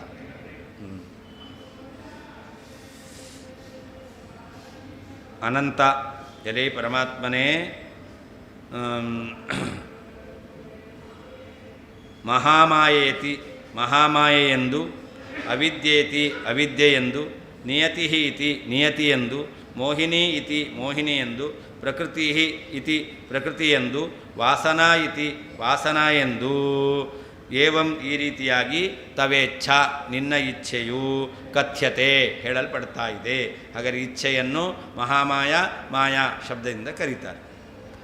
ಹಾಗೆ ಇತ್ತಂ ಈ ರೀತಿಯಾಗಿ ಪುರಾಣವಚನವು ಇದೆ. ತಥಾ ಅದರಂತೆ ಭಾಗವತೆ ಭಾಗವತದಲ್ಲಿ ಧ್ರುವ ಧ್ರುವರಾಜರು ಮಾಯಾಖ್ಯೆಯ ಸ್ವಶಕ್ತಿಯ ಇತಿ ಮಾಯೆಯೆಂದು ಹೆಸರುಳ್ಳಂತಹ ಸ್ವರೂಪಭೂತವಾದ ಶಕ್ತಿಯಿಂದ ಎಂಬುದಾಗಿ ಮಾಯಾಖ್ಯಾಂ ಮಾಯ ಎಂಬತಕ್ಕಂಥ ಹೆಸರಿನ ಶಕ್ತಿಯನ್ನು ಕೂಡ ಆಹೆಹಿ ಹೇಳಿದ್ದಾನೆ. ಅನಂತ ಎಲೈ ಪರಮಾತ್ಮನೇ ಮಹಾಮಾಯಾ ಇತಿ ಮಹಾಮಾಯ ಎಂಬುದಾಗಿಯೂ ಅವಿದ್ಯಾ ಇತಿ ಅವಿದ್ಯಾ ಎಂಬುದಾಗಿಯೂ ನಿಯತಿ ಇತಿ ನಿಯತಿ ಎಂಬುದಾಗಿಯೂ ಮೋಹಿನಿ ಇತಿ ಮೋಹಿನಿ ಎಂಬುದಾಗಿಯೂ ಪ್ರಕೃತಿ ಇತಿ ಪ್ರಕೃತಿ ಎಂಬುದಾಗಿಯೂ ವಾಸನಾ ಇತಿ ವಾಸನಾ ಎಂಬುದಾಗಿಯೂ ಕೂಡ ತವ ನಿನ್ನ ಇಚ್ಛೆಯು ಕಥ್ಯತೆ ಹೇಳಲ್ಪಡ್ತಾ ಇದೆ. ನಿಯತಿ ನಿಯತಿ ಅನ್ನೋದು ಭಗವಂತನ ಇಚ್ಛೆಗೆ ಒಂದು ಹೆಸರು. ನಿಯಮನ ಅದು ನಿಯತಿ. ಅದನ್ನು ಕೂಡ ಮಾಯಾ ಶಬ್ದದಿಂದ ಕರೀತಾರೆ ಅಥವಾ ಇಚ್ಛಾ ಶಬ್ದದಿಂದ ಕರೀತಾರೆ. ಇತ್ತಂ ಈ ರೀತಿಯಲ್ಲಿ ಪುರಾಣವಚನಂ ಪುರಾಣವಾಕ್ಯವೂ ಇದೆ. ತಥಾ ಹಾಗೆಯೇ ಭಾಗವತೆ ಭಾಗವತದಲ್ಲಿ ಧ್ರುವರಾಯರು ಮಾಯಾಖ್ಯೆಯ ಸ್ವಶಕ್ತಿಯ ಇತಿ ಮಾಯಾ ಎಂಬತಕ್ಕಂತಹ ಶಬ್ದದಿಂದ ಕರೆಯಲ್ಪಡುವಂತಹ ನಿನ್ನ ಸ್ವರೂಪಭೂತವಾದ ಸಾಮರ್ಥ್ಯದಿಂದ ಎಂಬುದಾಗಿ ಮಾಯಾಖ್ಯಾಂ ಮಾಯಾ ಎಂಬತಕ್ಕಂಥ ಹೆಸರುಳ್ಳಂಥ ಶಕ್ತಿಯನ್ನು ಆಹಹಿ ಹೇಳಿದ್ದಾನೆ. ಇಚ್ಛಾಯಾ ಮಾಯಾಶಬ್ದವಾಚ್ಯತ್ವೇ ಪ್ರಮಾಣಮಾಹ ಅಂತ ಇಚ್ಛೆಯು ಮಾಯಾ ಶಬ್ದದಿಂದ ಹೇಳಲ್ಪಡ್ತಾ ಇದೆ ಕರೆಯಲ್ಪಡ್ತಾ ಇದೆ ಎಂಬತಕ್ಕಂಥ ವಿಷಯದಲ್ಲಿ ಪ್ರಮಾಣವನ್ನು ಹೇಳ್ತಾ ಇದ್ದಾರೆ. ಮಹಾಮಾಯಾ ಇತಿ ಅಂತ ಭಗವಂತನನ್ನು ಈ ರೀತಿಯೆಲ್ಲ ಸ್ತೋತ್ರ ಮಾಡ್ತಾರೆ. ಸ್ವಚ್ಛಂದೋಪಾತ್ತ ದೇಹಾಯ ತಸ್ಯ ಇಚ್ಛಾತ್ತವಪುಷಃ ಮಾಯಾ ಮನುಜ ಈಶ್ವರೇ ಇತ್ಯಾದಿ ಭಾಗವತವಾಕ್ಯಾನಾಂ ಐಕಾರ್ಥ್ಯಲಾಭಾಯಾಪಿ ಮಾಯಾ ಇಚ್ಛಾ ಶಬ್ದವು ಪರ್ಯಾಯವು ಇತಿ ಗಮ್ಯತೆ ಅಂತ. ಭಗವಂತನನ್ನು ಭಾಗವತ ಬೇರೆ ಬೇರೆ ಶಬ್ದಗಳಿಂದ ಸ್ತೋತ್ರ ಮಾಡಿದೆ. ಏನಂತ? ಸ್ವಚ್ಛಂದೋಪಾತ್ತ ದೇಹಾಯ ಅಂತಿದೆ. ಉಪಾತ್ತ ದೇಹಾಯ ಸ್ವೀಕಾರ ಮಾಡಿದ ರೂಪವುಳ್ಳವನು ಅವತಾರವುಳ್ಳವನು. ಅದು ಹೇಗೆ? ಸ್ವಚ್ಛಂದ ತನ್ನ ಇಚ್ಛೆಗೆ ಅನುಗುಣವಾಗಿ ತನ್ನ ರೂಪವನ್ನು ಸ್ವೀಕಾರ ಮಾಡಿದನು. ಭಗವಂತ ಮತ್ಸ್ಯಾವತಾರವನ್ನು ಸ್ವೀಕಾರ ಮಾಡಿದ ತನ್ನ ಇಚ್ಛೆಯಿಂದ, ಕೂರ್ಮಾವತಾರವನ್ನು ತನ್ನ ಇಚ್ಛೆಯಿಂದ. ಹೀಗೆ ಸ್ವಚ್ಛಂದ ತನ್ನ ಇಚ್ಛೆಯಿಂದ ಆ ಉಪಾತ್ತ ದೇಹಾಯ ಅವನು ಸ್ವೀಕಾರ ಮಾಡಿದ ಅವತಾರವುಳ್ಳವನು ಅಂತ ಒಂದು ಕಡೆ. ಇನ್ನೊಂದು ಕಡೆ ತಸ್ಯೇಚ್ಛಾತ್ತ ವಪುಷಃ ತಸ್ಯೇಚ್ಛೆಯಾತ್ತ ವಪುಷಃ ತಸ್ಯ ಇಚ್ಛೆಯ ಭಗವಂತನ ಇಚ್ಛೆಯಿಂದ ಆತ್ತ ವಪುಷಃ ಸ್ವೀಕಾರ ಮಾಡಿದ ದೇಹವುಳ್ಳವನು ಅವತಾರವುಳ್ಳವನು ಅಂತ ಅರ್ಥ. ಇಲ್ಲಿ ಇಚ್ಛೆಯ ಅಂತ ಹೇಳಿದ್ದಾರೆ, ಹಿಂದೆ ಸ್ವಚ್ಛಂದ ಅಂತ ಹೇಳಿದರು, ಇಲ್ಲಿ ಇಚ್ಛೆಯ ಅಂತ ಹೇಳಿದ್ದಾರೆ. ಇನ್ನೊಂದು ಕಡೆ ಮಾಯಾ ಮನುಜ ಈಶ್ವರೇ ಅಂತ. ಭಗವಂತ ಏನಾಗಿದ್ದಾನೆ? ಮಾಯಾ ಮನುಜ. ಭಗವಂತ ಇದ್ದಾನಲ್ಲ ಮಾಯಾ ಮನುಜೆ. ತನ್ನ ಇಚ್ಛೆಯಿಂದ ರಾಮನಾಗಿ ಮನುಷ್ಯ ರೂಪದಿಂದ, ಕೃಷ್ಣನಾಗಿ ಮನುಷ್ಯ ರೂಪದಿಂದ ಬಂದವನು. ಅಂತಹ ಈಶ್ವರೇ ಜಗನ್ಯಾಮಕನಾದ ಪರಮಾತ್ಮ. ಹಾಗಾದರೆ ಇಲ್ಲಿ ಮಾಯಾ ಶಬ್ದನು ಹೇಳಿದೆ. ಹಾಗಾದರೆ ಮಾಯಾ ಮನುಜ ಅಂತ ಶಬ್ದ ಇದೆ, ಇಚ್ಛೆಯ ಆತ್ತ ವಪುಷ ಅಂತಿದೆ, ಹಾಗೆ ಸ್ವಚ್ಛಂದ ಉಪಾತ್ತ ದೇಹ ಅಂತಿದೆ. ಸ್ವಚ್ಛಂದ ಇಚ್ಛಾ ಮಾಯ ಇದೆಲ್ಲದಕ್ಕೂ ಸಮಾನ ಅರ್ಥ ಅಂತ ಹೇಳಬೇಕು. ಈ ಎಲ್ಲ ವಾಕ್ಯಗಳಿಗೂ ಒಂದೇ ಅರ್ಥ. ತನ್ನ ಇಚ್ಛೆಯಿಂದ ಭಗವಂತ ಬೇಕಾದ ಅವತಾರ ರೂಪವನ್ನು ಸ್ವೀಕಾರ ಮಾಡ್ತಾನೆ ಅಂತ ಅರ್ಥ ಹೇಳಬೇಕು ಅಂತಾದರೆ ಸ್ವಚ್ಛಂದ ಶಬ್ದಕ್ಕೂ ಇಚ್ಛಾ ಶಬ್ದಕ್ಕೂ ಮಾಯಾ ಶಬ್ದಕ್ಕೂ ಸಮಾನ ಅರ್ಥ ಅಂತ ಹೇಳಬೇಕು. ಆದ್ದರಿಂದಲೂ ಕೂಡ ಇತ್ಯಾದಿ ಭಾಗವತ ವಾಕ್ಯಾನ ಇದೇ ಮೊದಲಾದ ಭಾಗವತ ವಾಕ್ಯಗಳಿಗೆ ಐಕಾರ್ಥ್ಯ ಲಾಭಾಯ ಒಂದೇ ಅರ್ಥವನ್ನು ಹೇಳ್ತಾ ಇದೆ, ಒಂದೇ ವಿಷಯವನ್ನು ನಿರೂಪಣೆ ಮಾಡ್ತಾ ಇದೆ ಅಂತ ಹೇಳಬೇಕಾದರೆ ಮಾಯಾ ಇಚ್ಛಾ ಶಬ್ದವು ಪರ್ಯಾಯವು ಇತ್ತು. ಮಾಯಾ ಶಬ್ದ ಮತ್ತು ಇಚ್ಛಾ ಶಬ್ದ ಇದು ಸಮಾನಾರ್ಥಕ ಎಂಬುದಾಗಿ ಹೇಳಬೇಕು. ಮಾಯಾ ಶಬ್ದಸ್ಯ ಭಗವಚ್ಛಕ್ತಿವಾಚಕತ್ವೇ ಪ್ರಮಾಣಮಾಹ. ಅಷ್ಟೇ ಅಲ್ಲ, ಮಾಯಾ ಶಬ್ದಕ್ಕೆ ಭಗವಂತನ ಶಕ್ತಿ ಎಂಬತಕ್ಕಂಥ ಅರ್ಥವನ್ನು ಅದು ಹೇಳುತ್ತೆ ಎಂಬ ವಿಷಯದಲ್ಲಿ ಪ್ರಮಾಣ ಹೇಳ್ತಾ ಇದ್ದಾರೆ. ಮಾಯಾಖ್ಯೆಯ ಸ್ವಶಕ್ತಿಯ ಇತ್ಯನೇನ ಮಾಯಾಖ್ಯೆಯ ಸ್ವಶಕ್ತಿಯ ಇತಿ ಅಂತ. ಅದಕ್ಕೇನು ಇಟ್ಕೊಳ್ಬೇಕು? ಏಕಸ್ತ್ವಮೇವ ಭಗವಾನ್ ಇದಮಾತ್ಮಶಕ್ತಿಯ ಮಾಯಾಖ್ಯಯ ಉರುಗುಣಯ ಮಹದಾದ್ಯಶೇಷಂ ಅಂತ. ಇಲ್ಲಿ ಧ್ರುವರಾಯರು ಸ್ತೋತ್ರ ಮಾಡ್ತಾರೆ.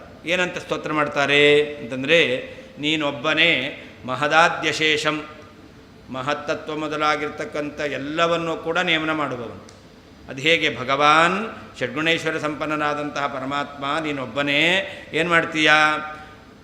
ಮಾಯಾಖ್ಯಯ ಉರುಗುಣಯ ಆತ್ಮಶಕ್ತಿಯ. ಉರುಗುಣಯ ಉತ್ಕೃಷ್ಟವಾಗಿರ್ತಕ್ಕಂತಹ ಗುಣಸ್ವರೂಪವಾದ, ಮತ್ತು ಮಾಯಾಖ್ಯಯ ಮಾಯಾ ಎಂಬತಕ್ಕಂಥ ಹೆಸರುಳ್ಳಂತಹ ಸ್ವಶಕ್ತಿಯ ನಿನ್ನ ಶಕ್ತಿಯಿಂದ ಮಹದಾದ್ಯಶೇಷಂ ಮಹತ್ತತ್ವ ಮೊದಲಾದ ಎಲ್ಲವನ್ನೂ ಕೂಡ ನೇಮನ ಮಾಡುವವನು ಅಂತ ಹೇಳ್ತಾ ಇದ್ದಾರೆ. ಇಲ್ಲಿ ಮಾಯಾಖ್ಯಯ ಆತ್ಮಶಕ್ತಿಯ ಅಂತ ಭಗವಂತನ ಶಕ್ತಿಯನ್ನು ಮಾಯಾ ಎಂಬತಕ್ಕಂಥ ಶಬ್ದದಿಂದ ಧ್ರುವರಾಯರು ಕರೆದಿದ್ದಾರೆ. ವಚನಂ ಸಂಗೃಹಾತಿ ಅತ್ರ ಮಾಯಾ ಇತಿ ಆಖ್ಯಾ ನಾಮ ಯಸ್ಯಾಹ ತಯಾ ಸ್ವಶಕ್ತಿಯ ಇತ್ಯನೇನ ಈಶ್ವರಶಕ್ತೇಃ ಮಾಯಾಶಬ್ದವಾಚ್ಯತ್ವಂ ಸ್ಪಷ್ಟಂ ಉಕ್ತಮಿತಿ ದ್ರಷ್ಟವ್ಯಂ ಅಂತ. ಇಲ್ಲಿ ಮಾಯಾಖ್ಯಯ ಅಂತ ಹೇಳಿದ್ದಾರೆ. ಮಾಯಾ ಇತಿ ಆಖ್ಯ ಯಸ್ಯಾಹ ಸ, ಯಸ್ಯಾಹ ಯಾವುದಕ್ಕೆ? ಮಾಯಾ ಇತಿ ಆಖ್ಯ, ಮಾಯಾ ಎಂಬತಕ್ಕಂಥ ಹೆಸರಿದೆಯೋ ಯಾವುದಕ್ಕೆ? ಶಕ್ತಿಗೆ. ಅದರಿಂದಾಗಿ ಮಾಯಾಖ್ಯಯ ಎಂಬತಕ್ಕಂಥ ಶಬ್ದದಿಂದ ಏನು ಹೇಳಿದ್ದಾರೆ? ಶಕ್ತಿ ಎಂಬತಕ್ಕಂಥದ್ದು ಮಾಯಾ ಶಬ್ದವಾಚ್ಯವಾಗಿದೆ ಎಂಬುದಾಗಿ ಸ್ಪಷ್ಟವಾಗಿ ಹೇಳಿದ್ದಾರೆ. ಮಾಯಾ ಇತಿ ಆಖ್ಯ ಅಂದರೆ ಆಖ್ಯ ಅನ್ನೋದಕ್ಕೆ ನಾಮ, ಹೆಸರು ಅಂತ ಅರ್ಥ. ಯಸ್ಯಾಹ ಯಾವುದಕ್ಕಿದೆಯೋ ಅದು ಮಾಯಾಖ್ಯ, ತಯ ಮಾಯಾಖ್ಯಯ ಸ್ವಶಕ್ತಿಯ ಇತ್ಯನೇನ ಈ ಶಬ್ದದಿಂದ ಈಶ್ವರ ಶಕ್ತೇಃ ಮಾಯಾ ಶಬ್ದವಾಚ್ಯತ್ವಂ, ಈಶ್ವರನ ಶಕ್ತಿಗೆ ಮಾಯಾ ಎಂಬತಕ್ಕಂಥ ಶಬ್ದದಿಂದ ಹೇಳಲ್ಪಡುವಿಕೆ ಇದೆ. ಅರ್ಥಾತ್ ಈಶ್ವರನ ಶಕ್ತಿಯನ್ನು ಮಾಯಾ ಶಬ್ದದಿಂದ ಕರೀತಾರೆ ಎಂಬುದಾಗಿ ಸ್ಪಷ್ಟಮುಕ್ತಮಿತಿ ದ್ರಷ್ಟವ್ಯಂ, ಸ್ಪಷ್ಟವಾಗಿ ಹೇಳಿದ್ದಾರೆ ಅಂತ ತಿಳಿಬೇಕು. ಅಂತಸ್ಥಃ ಸರ್ವಭೂತಾನಾಂ ಆತ್ಮ ಯೋಗೇಶ್ವರೋ ಹರಿಃ ಸ್ವಮಾಯಯಾ ವೃಣೋದ್ಗರ್ಭಂ ವೈರಾಟ್ಯಾಃ ಕುರುತಂತವೇ ಯದ್ಯಪ್ಯಸ್ತ್ರಂ ಬ್ರಹ್ಮಶಿರಃ ತ್ವಮೋಘಂ ಚಾಪ್ರತಿಕ್ರಿಯಂ ವೈಷ್ಣವಂ ತೇಜ ಆಸಾದ್ಯ ಸಮಶಾಮ್ಯದ್ಭೃಗೂದ್ವಃ ಇತಿ ಭಾಗವತೆ ಸೂತೋ ಮಾಯೇತ್ಯುಕ್ತ್ವಾ ಪುನಶ್ಚ ತಾಂ ವೈಷ್ಣವಂ ತೇಜ ಇತ್ಯಾಹ ಸ್ವಮಾಯಾ ಕಿಲ ಸಾಹರೇಃ. ಇನ್ನು ಮಾಯಾ ಶಬ್ದಕ್ಕೆ ತೇಜಸ್ಸು ಅಂತ ಅರ್ಥ ಇದೆ ಅನ್ನೋದನ್ನು ಭಾಗವತ ವಾಕ್ಯದಿಂದ ಸ್ಪಷ್ಟಪಡಿಸ್ತಾ ಇದ್ದಾರೆ. ಭಾಗವತದಲ್ಲಿ ಮಾಯಾ ಶಬ್ದದಿಂದ ಭಗವಂತನ ತೇಜಸ್ಸನ್ನು ಕರೆದಿದ್ದಾರೆ ಅಂತ. ಯಾವಾಗ ಅಶ್ವತ್ಥಾಮಾಚಾರ್ಯರು ತಮ್ಮ ರಕ್ಷಣೆಗೋಸ್ಕರ ಬ್ರಹ್ಮಾಸ್ತ್ರವನ್ನು ಪ್ರಯೋಗ ಮಾಡ್ತಾರೋ, ಆ ಬ್ರಹ್ಮಾಸ್ತ್ರ ಪ್ರಯೋಗ ಮಾಡಬೇಕಾದ್ರೆ ಅವರು ಒಂದು ಸಂಕಲ್ಪ ಮಾಡ್ತಾರೆ. ಏನು ಸಂಕಲ್ಪ? ಈ ಬ್ರಹ್ಮಾಸ್ತ್ರದಿಂದ ಪಾಂಡವರು ಸಾಯಲಿ, ಪಾಂಡವರ ಸಂತತಿಯು ನಶಿಸಿ ಹೋಗಲಿ ಅಂತ. ಪಾಂಡವರು ಸಾಯಬೇಕು, ಪಾಂಡವರ ಸಂತತಿ ಉಳಿಬಾರದು ಅಂತ. ಆವಾಗ ಪರಮಾತ್ಮ ಹೇಳ್ತಾನೆ, ನಿನ್ನ ಸಂಕಲ್ಪ ಹೀಗಿದೆ, ಈ ಸಂಕಲ್ಪವನ್ನು ಹಿಂತಗೋ, ಪಾಂಡವರನ್ನು ಪಾಂಡವರ ಸಂತತಿಯನ್ನು ನಾಶ ಮಾಡ್ತೇನೆ ಅಂತ ನೀನು ಸಂಕಲ್ಪ ಮಾಡಿ ಬ್ರಹ್ಮಾಸ್ತ್ರ ಪ್ರಯೋಗ ಮಾಡಿದ್ದೆ. ಅದು ಸಂಕಲ್ಪ ಮಾಡಿದ್ರೆ ಸಾಕು, ಹಾಗೆ ನಡ್ಕೊಳ್ಳುತ್ತದೆ. ಅಷ್ಟು ಪವರ್ಫುಲ್ ಬ್ರಹ್ಮಾಸ್ತ್ರ, ಅಷ್ಟು ಶಕ್ತಿ ಇದೆ ಅದಕ್ಕೆ. ಅವ್ರು ಏನು ಮಾಡ್ತಾರೆ? ಪಾಂಡವರಿಗೆ ಏನೂ ಆಗೋದು ಬೇಡ ಅಂತ ಹೇಳ್ತೇನೆ ಅಷ್ಟೇ, ಆದರೆ ನಾನು ಪಾಂಡವರ ಸಂತತಿಯನ್ನು ಉಳಿಲಿ ಅಂತ ಹೇಳಲ್ಲ, ನಾನು ಉಳಿಸಲ್ಲ, ನಾಶ ಮಾಡಿಯೇ ಮಾಡ್ತೇನೆ ಅಂತ ಹೇಳಿದ್ರು. ಹೀಗೆ ಆ ಅಶ್ವತ್ಥಾಮಾಚಾರ್ಯರು ಪರಮಾತ್ಮ ಹೇಳಿದರೂ ಕೂಡ ಒಪ್ಪಲಿಲ್ಲ. ಬ್ರಹ್ಮಾಸ್ತ್ರದಿಂದ ಪಾಂಡವರ ಸಂತತಿ ನಶಿಸಿ ಹೋಗಬೇಕು ಅಂತಲೇ ಅವರ ಸಂಕಲ್ಪ ಇತ್ತು. ಅದರಿಂದ ಏನಾಯಿತು? ಆ ಬ್ರಹ್ಮಾಸ್ತ್ರ ಗರ್ಭಿಣಿಯಾದ ಉತ್ತರೆಯ ಗರ್ಭದಲ್ಲಿ ಬೆಳೆಯುವ ಪಾಂಡವರ ಸಂತತಿ, ಅದನ್ನು ಸಂಹಾರ ಮಾಡಬೇಕು, ನಾಶ ಮಾಡಬೇಕು ಎಂಬುದಾಗಿ ಆ ಉತ್ತರಾಗರ್ಭವನ್ನು ಉತ್ತರೆ ಇದ್ದಲ್ಲಿ ನಾಶ ಮಾಡಬೇಕು ಅಂತ ಬೆನ್ನಟ್ಕೊಂಡು ಬಂತು. ಆಗ ಆ ಉತ್ತರಾದೇವಿ ಪಾಹಿ ಪಾಹಿ ಜಗನ್ನಾಥ ದೇವದೇವ ಜಗತ್ಪತೆ ನಾನ್ಯಂ ತ್ವದಭಯಂ ಪಶ್ಯೇ ಅಂತ ಭಗವಂತನನ್ನು ಸ್ತೋತ್ರ ಮಾಡ್ತಾಳೆ. ಆ ಉತ್ತರಾದೇವಿ ಭಗವಂತನನ್ನು ಸ್ತೋತ್ರ ಮಾಡಿದಾಗ ಭಗವಂತ ಏನು ಮಾಡ್ತಾನೆ? ಅಂತಸ್ಥಃ ಸರ್ವಭೂತಾನಾಂ ಆತ್ಮ ಯೋಗೇಶ್ವರೋ ಹರಿಹಿ.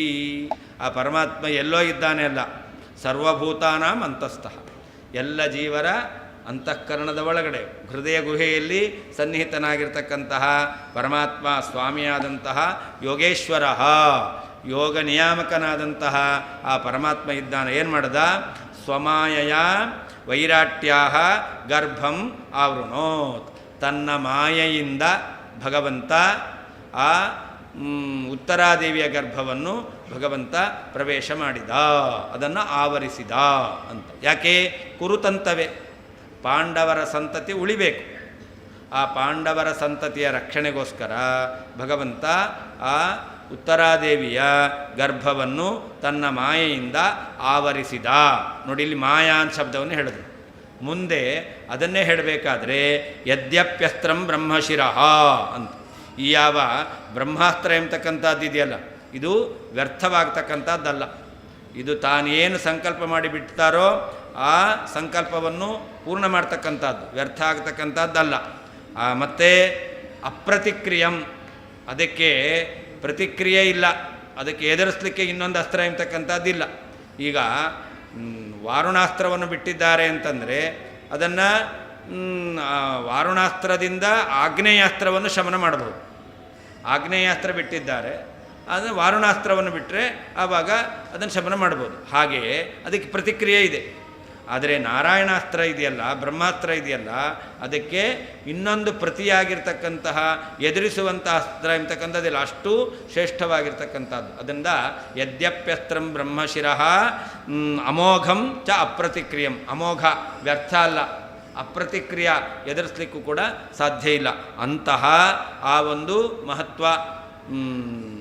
ಮಹಾತ್ಮೆಯನ್ನು ಹೊಂದಿರತಕ್ಕಂಥದ್ದು ಆ ಅಸ್ತ್ರ ಎಂಬತಕ್ಕಂಥದ್ದು. ಆದರೂ ಕೂಡ ಭಗವಂತ ಏನು ಮಾಡ್ತಾನೆ? ವೈಷ್ಣವಂ ತೇಜ ಆಸಾಧ್ಯ ಅಂತ. ಭಗವಂತನ ಸ್ವರೂಪಭೂತವಾಗಿರ್ತಕ್ಕಂತಹ ತೇಜಸ್ಸು ಏನು ಮಾಡಿತು? ಆ ಅಸ್ತ್ರವನ್ನು ಶಮನ ಮಾಡಿತು. ವೈಷ್ಣವಂ ತೇಜ ಆಸಾಧ್ಯ ಸಮಶಾಮಿತ್ ಭೃಗುದ್ವಹ. ಸೌತ ಮಹರ್ಷಿಗಳು ಶೌನಕಾದಿಗಳಿಗೆ ಹೇಳೋದು ಭೃಗುದ್ವಹ ಅಂತ. ಅವರೇನು ಹೇಳ್ತಾರೆ? ಆ ಭಗವಂತನ ವೈಷ್ಣವ ತೇಜಸ್ಸು ಸಮಶಾಮ್ಯತೆ, ಆ ಬ್ರಹ್ಮಾಸ್ತ್ರವನ್ನು ಅದೇ ಅವನನ್ನು ಬಿಟ್ಟು ಬೇರೆ ಇಲ್ಲ ಅಂತ ಪರಮಾತ್ಮನ ತೇಜಸ್ಸೇ ಅದನ್ನು ಶಮನ ಮಾಡಿತು. ಬೇರೆ ಯಾವುದೂ ಇಲ್ಲ, ಪರಮಾತ್ಮನೇ ಆಗಬೇಕು ಅಂತ ಏನು ಹೇಳಿದ್ದಾರೆ? ಮೊದಲು ಮಾಯಾಖ್ಯಯ ಸಮಾವೃಣೋತ್ ಅಂತ ಹೇಳಿ ಅದನ್ನೇ ವೈಷ್ಣವಂ ತೇಜ ಅಂತ ಹೇಳ್ತಾ ಇದ್ದಾರೆ. ಆದ್ದರಿಂದ ಮಾಯಾ ಎಂಬತಕ್ಕಂಥದ್ದು ತೇಜ ಶಬ್ದ ವಾಚ್ಯವಾಗಿದೆ.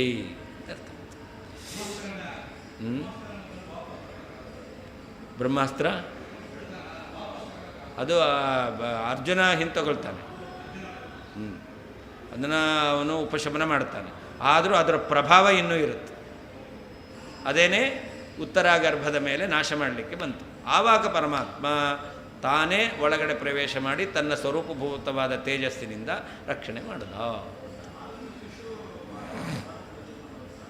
ಹೌದು, ಪುನಃ ಹುಟ್ಟಬೇಕಾದ್ರೆ ಆ ಮಗು ಸತ್ತೇ ಹುಟ್ಟುತ್ತೆ, ತೋರಿಸ್ತು. ಭಗವಂತ ನನ್ನ ಪ್ರಭಾವ ತೋರಿಸ್ತೇನೆ, ಬದುಕಿಸ್ತು. ಪುನರುಜ್ಜೀವಯಾಮಾಸ ಕೇಶವ ಪಾರ್ಥ ತಂತವೇ ಅಂತ ಆಚಾರ್ಯ ಹೇಳಿದೆ. ಪುನಃ ಉಜ್ಜೀವಯಾಮಾಸ, ವ್ಯರ್ಥ ಆಗಬಾರ್ದು, ಅದಕ್ಕೋಸ್ಕರ ಅದು ಸಾಯಿತು. ಆದರೆ ಭಗವಂತ ಏನು ಮಾಡ್ದ? ಆ ಬ್ರಹ್ಮಾಸ್ತ್ರ ಅದು ನನ್ನ ಸ್ವರೂಪಭೂತವಾದದ್ದು, ನಾನೇ ರಕ್ಷಣೆ ಮಾಡ್ತೇನೆ ಅಂಥೇಳಿ ಪುನರುಜ್ಜೀವಯಾಮಾಸ, ಪುನಃ ಭಗವಂತ ಆ ಮಗುವನ್ನು ಬದುಕಿಸ್ತಾ.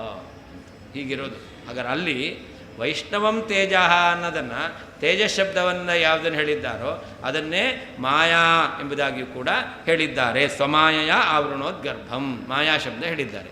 ಹಾಗಾದರೆ ಮಾಯಾ ಶಬ್ದಕ್ಕೆ ತೇಜಸ್ಸು ಎಂಬತಕ್ಕಂಥ ಅರ್ಥ ಇದೆ. ಹಾಗಾದರೆ ಇಚ್ಛಾ ಶಕ್ತಿ ತೇಜಸ್ಸು ಮಾಯಾ ಶಬ್ದ ವಾಚ್ಯವಾದದ್ದು ಎಂಬುದಾಗಿ ಹೇಳದಂತೆ ಆಯಿತು.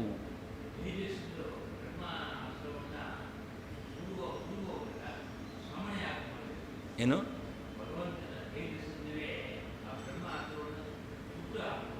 ಹೌದು, ಬ್ರಹ್ಮಾಸ್ತ್ರ ಸುಟ್ಟುಬಿಟ್ರೆ ಅದು ಬ್ರಹ್ಮಾಸ್ತ್ರ, ಅದು ಪರಮಾತ್ಮನ ಮಂತ್ರದ ಶಕ್ತಿ.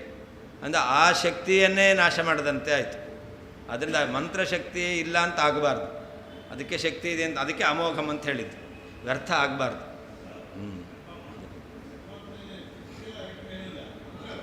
ಆಮೇಲೆ ನೀವು ಗಾಯತ್ರಿ ಜಪ ಬಿಟ್ಬಿಡ್ತೀರ.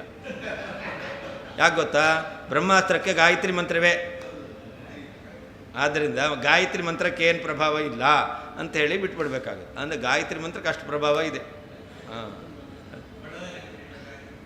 ಹಾಂ ನೋಡಿ, ಗಾಯತ್ರಿ ಜಪ ಮಾಡ್ತೀರಾ ಅಂತಂದರೆ ಒಬ್ಬರ ಮೇಲೆ ಬ್ರಹ್ಮಾಸ್ತ್ರ ಪ್ರಯೋಗ ಮಾಡಿದ್ರೆ ಹೇಗೆ, ಅದನ್ನು ಯಾರಿಂದಲೂ ಅಪ್ರತಿಕ್ರಿಯ ಅಮೋಘ, ಅಷ್ಟು ಶಕ್ತಿ ಇರುತ್ತೆ. ಇವರನ್ನು ಯಾರೂ ಎದುರಿಸ್ಲಿಕ್ಕಾಗಲ್ಲ. ನಾವು ಬಿಟ್ಟಿದ್ದೇವೆ, ಅದರಿಂದ ಎಲ್ಲ ಎದುರಿಸ್ತಾರೆ. ಸರ್ವಭೂತಾನ, ಎಲ್ಲ ಜೀವರ ಅಂತಸ್ಥಃ ಹೃದಯ ಗುಹೆಯಲ್ಲಿ ಸನ್ನಿಹಿತನಾದ ಆತ್ಮ ಸ್ವಾಮಿಯಾದ ಯೋಗೇಶ್ವರ, ಯೋಗಗಳಿಗೂ ನಿಯಾಮಕನಾದ ಹರಿಹಿ ಪರಮಾತ್ಮನು ಕುರುತಂತವೇ, ಕೌರವರ ಅಂದರೆ ಕುರುವಂಶದಲ್ಲಿ ಬಂದ ಪಾಂಡವರ ಸಂತತಿಯನ್ನು ಉಳಿಸ್ಲಿಕ್ಕೋಸ್ಕರ ವೈರಾಟ್ಯಾಹ, ವಿರಾಟರಾಜನ ಮಗಳಾದ ಉತ್ತರೆಯ ಗರ್ಭಂ, ಗರ್ಭವನ್ನು ಸ್ವಮಾಯೆಯ, ತನ್ನ ಮಾಯೆಯಿಂದ ಆವೃಣೋತ್, ಆವರಿಸಿದನು. ಯದ್ಯಪಿ ವಸ್ತುತಃ ಬ್ರಹ್ಮಶಿರಃ ಅಸ್ತ್ರಂ, ಈ ಬ್ರಹ್ಮಾಸ್ತ್ರ ಎಂಬತಕ್ಕಂಥದ್ದು ಅಮೋಘಂ, ವ್ಯರ್ಥವಲ್ಲದೇ ಇರತಕ್ಕಂಥದ್ದು, ಅಪ್ರತಿಕ್ರಿಯಂಚ, ಪ್ರತಿಕ್ರಿಯಾ ಶೂನ್ಯವಾದದ್ದು. ಹಾಗಿದ್ದರೂ ಭೃಗುದ್ವಹ, ಎಲಿ ಶೌನಕರೇ, ವೈಷ್ಣವಂ ತೇಜ, ವಿಷ್ಣುವಿನ ಸಾಮರ್ಥ್ಯವನ್ನು ಆಸಾದ್ಯ ಹೊಂದಿ ಸಮಶಾಮ್ಯತೆ, ಶಾಂತವಾಯಿತು. ಇತಿ, ಈ ರೀತಿಯಾಗಿ ಭಾಗವತೆ, ಭಾಗವತದಲ್ಲಿ ಸೂತಃ, ಸೂತ ಮಹರ್ಷಿಗಳು ಮಾಯಾ ಇತಿ ಉಕ್ತ್ಯ, ಮಾಯಾ ಎಂಬ ಶಬ್ದವನ್ನು ಪ್ರಯೋಗ ಮಾಡಿ ಪುನಶ್ಚ ಮತ್ತೆ ತಾಂ, ಆ ಮಾಯೆಯನ್ನೇ ವೈಷ್ಣವಂ ತೇಜ, ಭಗವಂತನ ಸಾಮರ್ಥ್ಯ ಇತಿ ಎಂಬುದಾಗಿ ಆಹಾ ಹೇಳಿದ್ದಾರೆ. ಸಾ, ಆ ವಿಷ್ಣುವಿನ ಸಾಮರ್ಥ್ಯವು ಹರೇಹೇ, ಪರಮಾತ್ಮನ ಸ್ವಮಾಯಾಕಿಲ ಸ್ವರೂಪಭೂತವಾದಂತಹ ಮಾಯೆಯೇ ಆಗಿದೆ.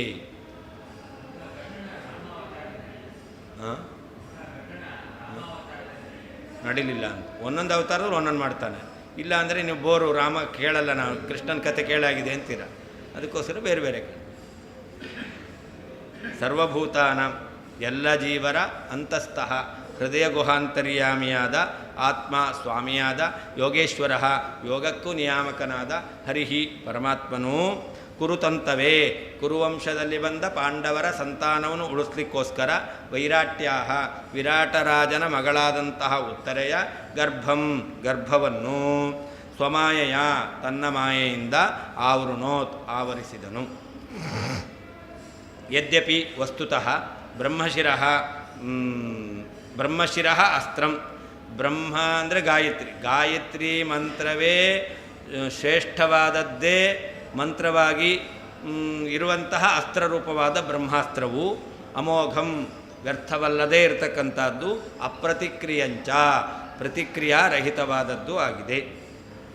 ಆದರೂ ಭೃಗುದ್ವಹ, ಎಲೈ ಶೌನಕ ಮಹರ್ಷಿಗಳೇ, ವೈಷ್ಣವಂ ತೇಜ, ವಿಷ್ಣುವಿನ ಸಾಮರ್ಥ್ಯವನ್ನು ಆಸಾದ್ಯ ಹೊಂದಿ ಸಮಶಾಮ್ಯತೆ, ಆ ಅಸ್ತ್ರವು ಶಮನವಾಯಿತು. ಇತಿ ಎಂದು ಭಾಗವತೆ, ಭಾಗವತದಲ್ಲಿ ಸೂತಃ, ಸೂತ ಮಹರ್ಷಿಗಳು ಮಾಯಾ ಇತ್ಯುಕ್ತ, ಮಾಯಾ ಎಂಬುದಾಗಿ ಪದವನ್ನು ಪ್ರಯೋಗ ಮಾಡಿ ಪುನಃ ಮತ್ತೆ ತಾಂ, ಆ ಮಾಯೆಯನ್ನು ವೈಷ್ಣವಂ ತೇಜ, ವಿಷ್ಣುವಿನ ಸಾಮರ್ಥ್ಯ ಇತಿ ಎಂಬುದಾಗಿ ಆಹಾ ಹೇಳಿದ್ದಾರೆ. ಸಾ, ಆ ವಿಷ್ಣುವಿನ ಶಕ್ತಿಯು ಹರೇಹೇ ಪರಮಾತ್ಮನ ಸ್ವಮಾಯಾ ಕಿಲ, ಸ್ವರೂಪಭೂತವಾದ ಮಾಯೆಯೇ ಆಗಿದೆ. ಮಾಯಾ ಶಬ್ದಸ್ಯ ಭಗವತ್ ತೇಜೋವಾಚಕತ್ವೇ ಪ್ರಮಾಣಮಾಹ. ಮಾಯಾ ಶಬ್ದ ಭಗವಂತನ ತೇಜಸ್ಸು ಅಂದರೆ ಸಾಮರ್ಥ್ಯ, ತೇಜಸ್ಸು ಅಂದರೆ ಶಕ್ತಿ, ಅದನ್ನು ಹೇಳ್ತಾ ಇದೆ ಅನ್ನೋದ್ರೆ ಪ್ರಮಾಣ ಹೇಳ್ತಾರೆ. ಅಂತಸ್ಥಃ ಇತ್ಯಾದಿನ ಮಾಯಾ ಇತ್ಯುಕ್ತ ಪೂರ್ವಪದ್ಯೆ ಸ್ವಮಾಯಯಾ ಇತಿ ಮಾಯಾಪದೇನ ಉಕ್ತ ವೈಷ್ಣವಂ ತೇಜ ಆಸಾದ್ಯ ಇತಿ ದ್ವಿತೀಯ ಪದ್ಯೆ ವೈಷ್ಣವಂ ತೇಜ ಇತ್ಯಾಹ ಇತಿ ಸಂಬಂಧ ಅಂತರ್ಥ. ಮಾಯಾ ಇತ್ಯುಕ್ತ ಅಂತಿದೆ, ಅಂದರೆ ಮೊದಲನೇ ಪದ್ಯದಲ್ಲಿ ಸ್ವಮಾಯಯ ಆವೃಣೋದ್ಗರ್ಭಂ ಅಂತಿದೆ, ಅಲ್ಲಿ ಮಾಯಾ ಶಬ್ದದಿಂದ ಹೇಳಿದ್ದಾರೆ. ಸ್ವಮಾಯ ಇತಿ ಮಾಯಾಪದೇನ ಉಕ್ತ. ಆಮೇಲೆ ವೈಷ್ಣವಂ ತೇಜ ಸಾಧ್ಯ ಇತಿ ದ್ವಿತೀಯ ಪದ್ಯ, ಎರಡನೇ ಪದ್ಯದಲ್ಲಿ ಆಗಬೇಕಾದ್ರೆ ವೈಷ್ಣವಂ ತೇಜ ಎಂಬತಕ್ಕಂಥ ಶಬ್ದವನ್ನು ಹೇಳಿದ್ದಾರೆ. ಆದ್ದರಿಂದ ಸ ಅಂದರೆ ತೇಜೋರೂಪ ಮಾಯಾ, ಆ ತೇಜೋರೂಪವಾದ ಶಕ್ತಿರೂಪವಾದಂತಹ ಮಾಯೆ ಇದೆಯಲ್ಲ ಅದು ಸ್ವಮಾಯ ಕಿಲ ಅಂತ, ಭಗವಂತನ ಮಾಯೆಯೇ ಆಗಿದೆ, ಭಗವಂತನ ಸಾಮರ್ಥ್ಯವೇ ಆಗಿದೆ. ಸ್ವಮಾಯಯ ಆವೃಣೋದ್ಗರ್ಭಂ ಇತ್ಯತ್ರ ಸ್ವಮಾಯಾಪದೇನ ಕಥನಾತ್. ಸ್ವಮಾಯ ಅಂತ ಹೇಳಿದ್ದಾರೆ. ಸ್ವಮಾಯ ಅಂದರೆ ಏನರ್ಥ? ಸ್ವಮಾಯಯ ಆವೃಣೋತ್ ಅಂತ ಇರೋದು. ಸ್ವಮಾಯ ಅಂತಂದರೆ ಭಗವಂತನ ಸ್ವರೂಪಭೂತವಾದಂತಹ ಸಾಮರ್ಥ್ಯ, ಅದನ್ನೇ ಸ್ವಮಾಯ ಅಂತ ಹೇಳ್ತಾರೆ. ಅದೇ ತೇಜಸ್ಸು. ಸ್ವರೂಪಭೂತ ಹಿ ಮಾಯಾ ಸ್ವಮಾಯ, ಸ್ವರೂಪಭೂತವಾದಂತಹ ಮಾಯಾ ಅದನ್ನು ಸ್ವಮಾಯ ಅಂತ ಕರೀತಾರೆ. ಇಚ್ಛಾದಿರೂಪ ಮಾಯಾ ವಿವಕ್ಷಯ ಸ್ವಮಾಯ ಸ್ವಯೋಗಮಾಯ ಇತ್ಯೇವ ಪ್ರಾಯಶಃ ಪ್ರಯೋಗ ಅಂತ. ಸ್ವರೂಪಭೂತವಾದ ಮಾಯವನ್ನು ಹೇಳಬೇಕಾದ್ರೆ ಸ್ವಮಾಯ ಅಂತ ಶಬ್ದ ಪ್ರಯೋಗ ಮಾಡ್ತಾರೆ. ಎಲ್ಲಿಯಾದರೂ ಇಚ್ಛಾದಿರೂಪವಾಗಿರ್ತಕ್ಕಂಥ ಮಾಯಾ ಎಂತ ಇಚ್ಛಾದಿರೂಪ ಮಾಯಾ ವಿವಕ್ಷಯ ಸ್ವಮಾಯ, ಎಲ್ಲಿ ಸ್ವರೂಪಭೂತವಾದದ್ದು ಇಚ್ಛಾ ಆಗ್ಬೋದು, ತೇಜಸ್ಸಾಗ್ಬೋದು, ಅಥವಾ ತೇಜಸ್ಸು ಶಕ್ತಿ, ಇದನ್ನು ಸ್ವರೂಪಭೂತವಾಗಿದ್ದರೆ ಸ್ವ ಶಬ್ದವನ್ನು ಪ್ರಯೋಗ ಮಾಡ್ತಾರೆ. ಒಂದು ವೇಳೆ ಸ್ವರೂಪಭೂತವಾದ ಅಲ್ಲ ಅಂತಾದರೆ ಆವಾಗ ಬೇರೆ ರೀತಿಯಲ್ಲಿ ಅನ್ಯ ಮಾಯಾ ವಿವಕ್ಷಾಯ ಅಂತೂ ಮಾಯಾವಿಧಸ್ಯ ಚಿಚ್ಚಿಕ್ತಿ. ನೋಡಿ, ಅಲ್ಲಿ ಸ್ವಶಬ್ದ ಹಾಕಲಿಲ್ಲ, ಬರೀ ಮಾಯಾ ಅಂತ ಹೇಳಿದ್ದಾರೆ. ಅಂದರೆ ಸ್ವರೂಪಭೂತವಾದದ್ದು ಅಂತ ಹೇಳಬೇಕಾದ್ರೆ ಸ್ವಮಾಯ ಅಥವಾ ಸ್ವಯೋಗ ಮಾಯ ಅಂತ ಹೇಳ್ತಾರೆ, ಸ್ವಶಬ್ದವನ್ನು ಹಾಕ್ತಾರೆ. ಯಾವುದು ಸ್ವರೂಪಭೂತ ಅಲ್ಲವೋ, 5 ವಿಧವಾಗಿರ್ತಕ್ಕಂಥ ಮಾಯಾ ಶಬ್ದವಾಚ್ಯದಲ್ಲಿ 2 ಎಂಬತಕ್ಕಂಥದ್ದು ಅದು ಸ್ವರೂಪಭೂತವಾದದ್ದಲ್ಲ, 3 ಸ್ವರೂಪಭೂತವಾದದ್ದು. ಅಲ್ಲಿ ಆ ಮಾಯಾ ಅಜ್ಞಾನ ಪ್ರಕೃತಿ ಇದೆರಡು ಸ್ವರೂಪಭೂತವಾದದ್ದಲ್ಲ. ಇಚ್ಛಾ ತೇಜಸ್ಸು ಮತ್ತು ಶಕ್ತಿ ಎಂಬತಕ್ಕಂಥದ್ದು ಅದು ಸ್ವರೂಪವಾದದ್ದು. ಅವನು ಹೇಳಬೇಕಾದ್ರೆ ಸ್ವಮಾಯ ಅಂತ ಹೇಳ್ತಾರೆ. ವ್ಯತ್ಯಾಸ ಎಂಬತಕ್ಕಂಥದ್ದು ಇದೆ. ಅಂದ ಇಚ್ಛಾದಿರೂಪ ಮಾಯಾ ವಿವಕ್ಷೆಯ, ಸ್ವರೂಪಭೂತವಾದ ಇಚ್ಛೆಯನ್ನು ಹೇಳಬೇಕಾದ್ರೆ ಸ್ವಮಾಯ ಅಥವಾ ಸ್ವಯೋಗ ಮಾಯ ಇತ್ಯೇವ ಪ್ರಾಯಶಃ ಪ್ರಯೋಗ, ಈ ರೀತಿಯಲ್ಲೇ ಹೆಚ್ಚಾಗಿ ಪ್ರಯೋಗ ಮಾಡ್ತಾರೆ. ಒಂದು ವೇಳೆ ಅನ್ಯಮಾಯಾ ವಿವಕ್ಷಾಯ, ಸ್ವರೂಪಭೂತವಲ್ಲದ ಮಾಯೇನಿಟ್ಕೊಂಡಾಗ ಅದನ್ನು ಹೇಳ್ತಾರೆ ಮಾಯಾಂ ಯುಧಸ್ಯ ಚಿಚ್ಛಕ್ತ್ಯ, ಭಗವಂತ ಅಜ್ಞಾನವನ್ನು ತನ್ನಿಂದ ದೂರ ಮಾಡಿಕೊಂಡಿದ್ದಾನೆ, ಪ್ರಕೃತಿಯನ್ನು ತನ್ನಿಂದ ದೂರ ಮಾಡಿಕೊಂಡಿದ್ದಾನೆ. ಆವಾಗ ಬರೀ ಮಾಯಾ ಅಂತ ಹೇಳೋದು, ಸ್ವಮಾಯ ಅಂತ ಹೇಳೋದು. ಇತ್ಯಾದವು ಸಾಮಾನ್ಯತಃ ಏವ ಪ್ರಯೋಗ, ಸ್ವಶಬ್ದವನ್ನು ಬಿಟ್ಟು ಪ್ರಯೋಗ ಮಾಡಿರ್ತಾರೆ. ಅತಃ ಪ್ರಯೋಗವೈಲಕ್ಷಣ್ಯೇನಾಪಿ ಮಾಯಾ ದ್ವೈವಿಧ್ಯಂ ಮೋಕ್ಷ್ಯತೆ ಇತಿ ಭಾವ. ಅಂದರೆ ಬೇರೆ ಬೇರೆ ರೀತಿಯ ಶಬ್ದ ಪ್ರಯೋಗ ಮಾಡ್ತಾರೆ. ಆದ್ದರಿಂದಲೂ ಕೂಡ ಮಾಯಾ ಶಬ್ದವಾಚ್ಯವಾದದ್ದು ಬೇರೆ ಬೇರೆ ಇದೆ ಎಂಬುದಾಗಿ, ಒಂದೇ ಆಗಿಬಿಟ್ಟಿದ್ರೆ ಒಂದೇ ರೀತಿ ಶಬ್ದ ಪ್ರಯೋಗ ಮಾಡ್ತಿದ್ರು. ಬೇರೆ ಬೇರೆ ರೀತಿ ಶಬ್ದ ಪ್ರಯೋಗ ಮಾಡಿರೋದ್ರಿಂದ ಮಾಯೆ ಬೇರೆ ಬೇರೆ ಇದೆ ಎಂಬುದಾಗಿ ತಿಳಿದು ಬರುತ್ತೆ. ಶ್ರೀಕೃಷ್ಣಾರ್ಪಣ ವಸ್ತು. 2ವರೆಗೆ 1ವರೆಗೆ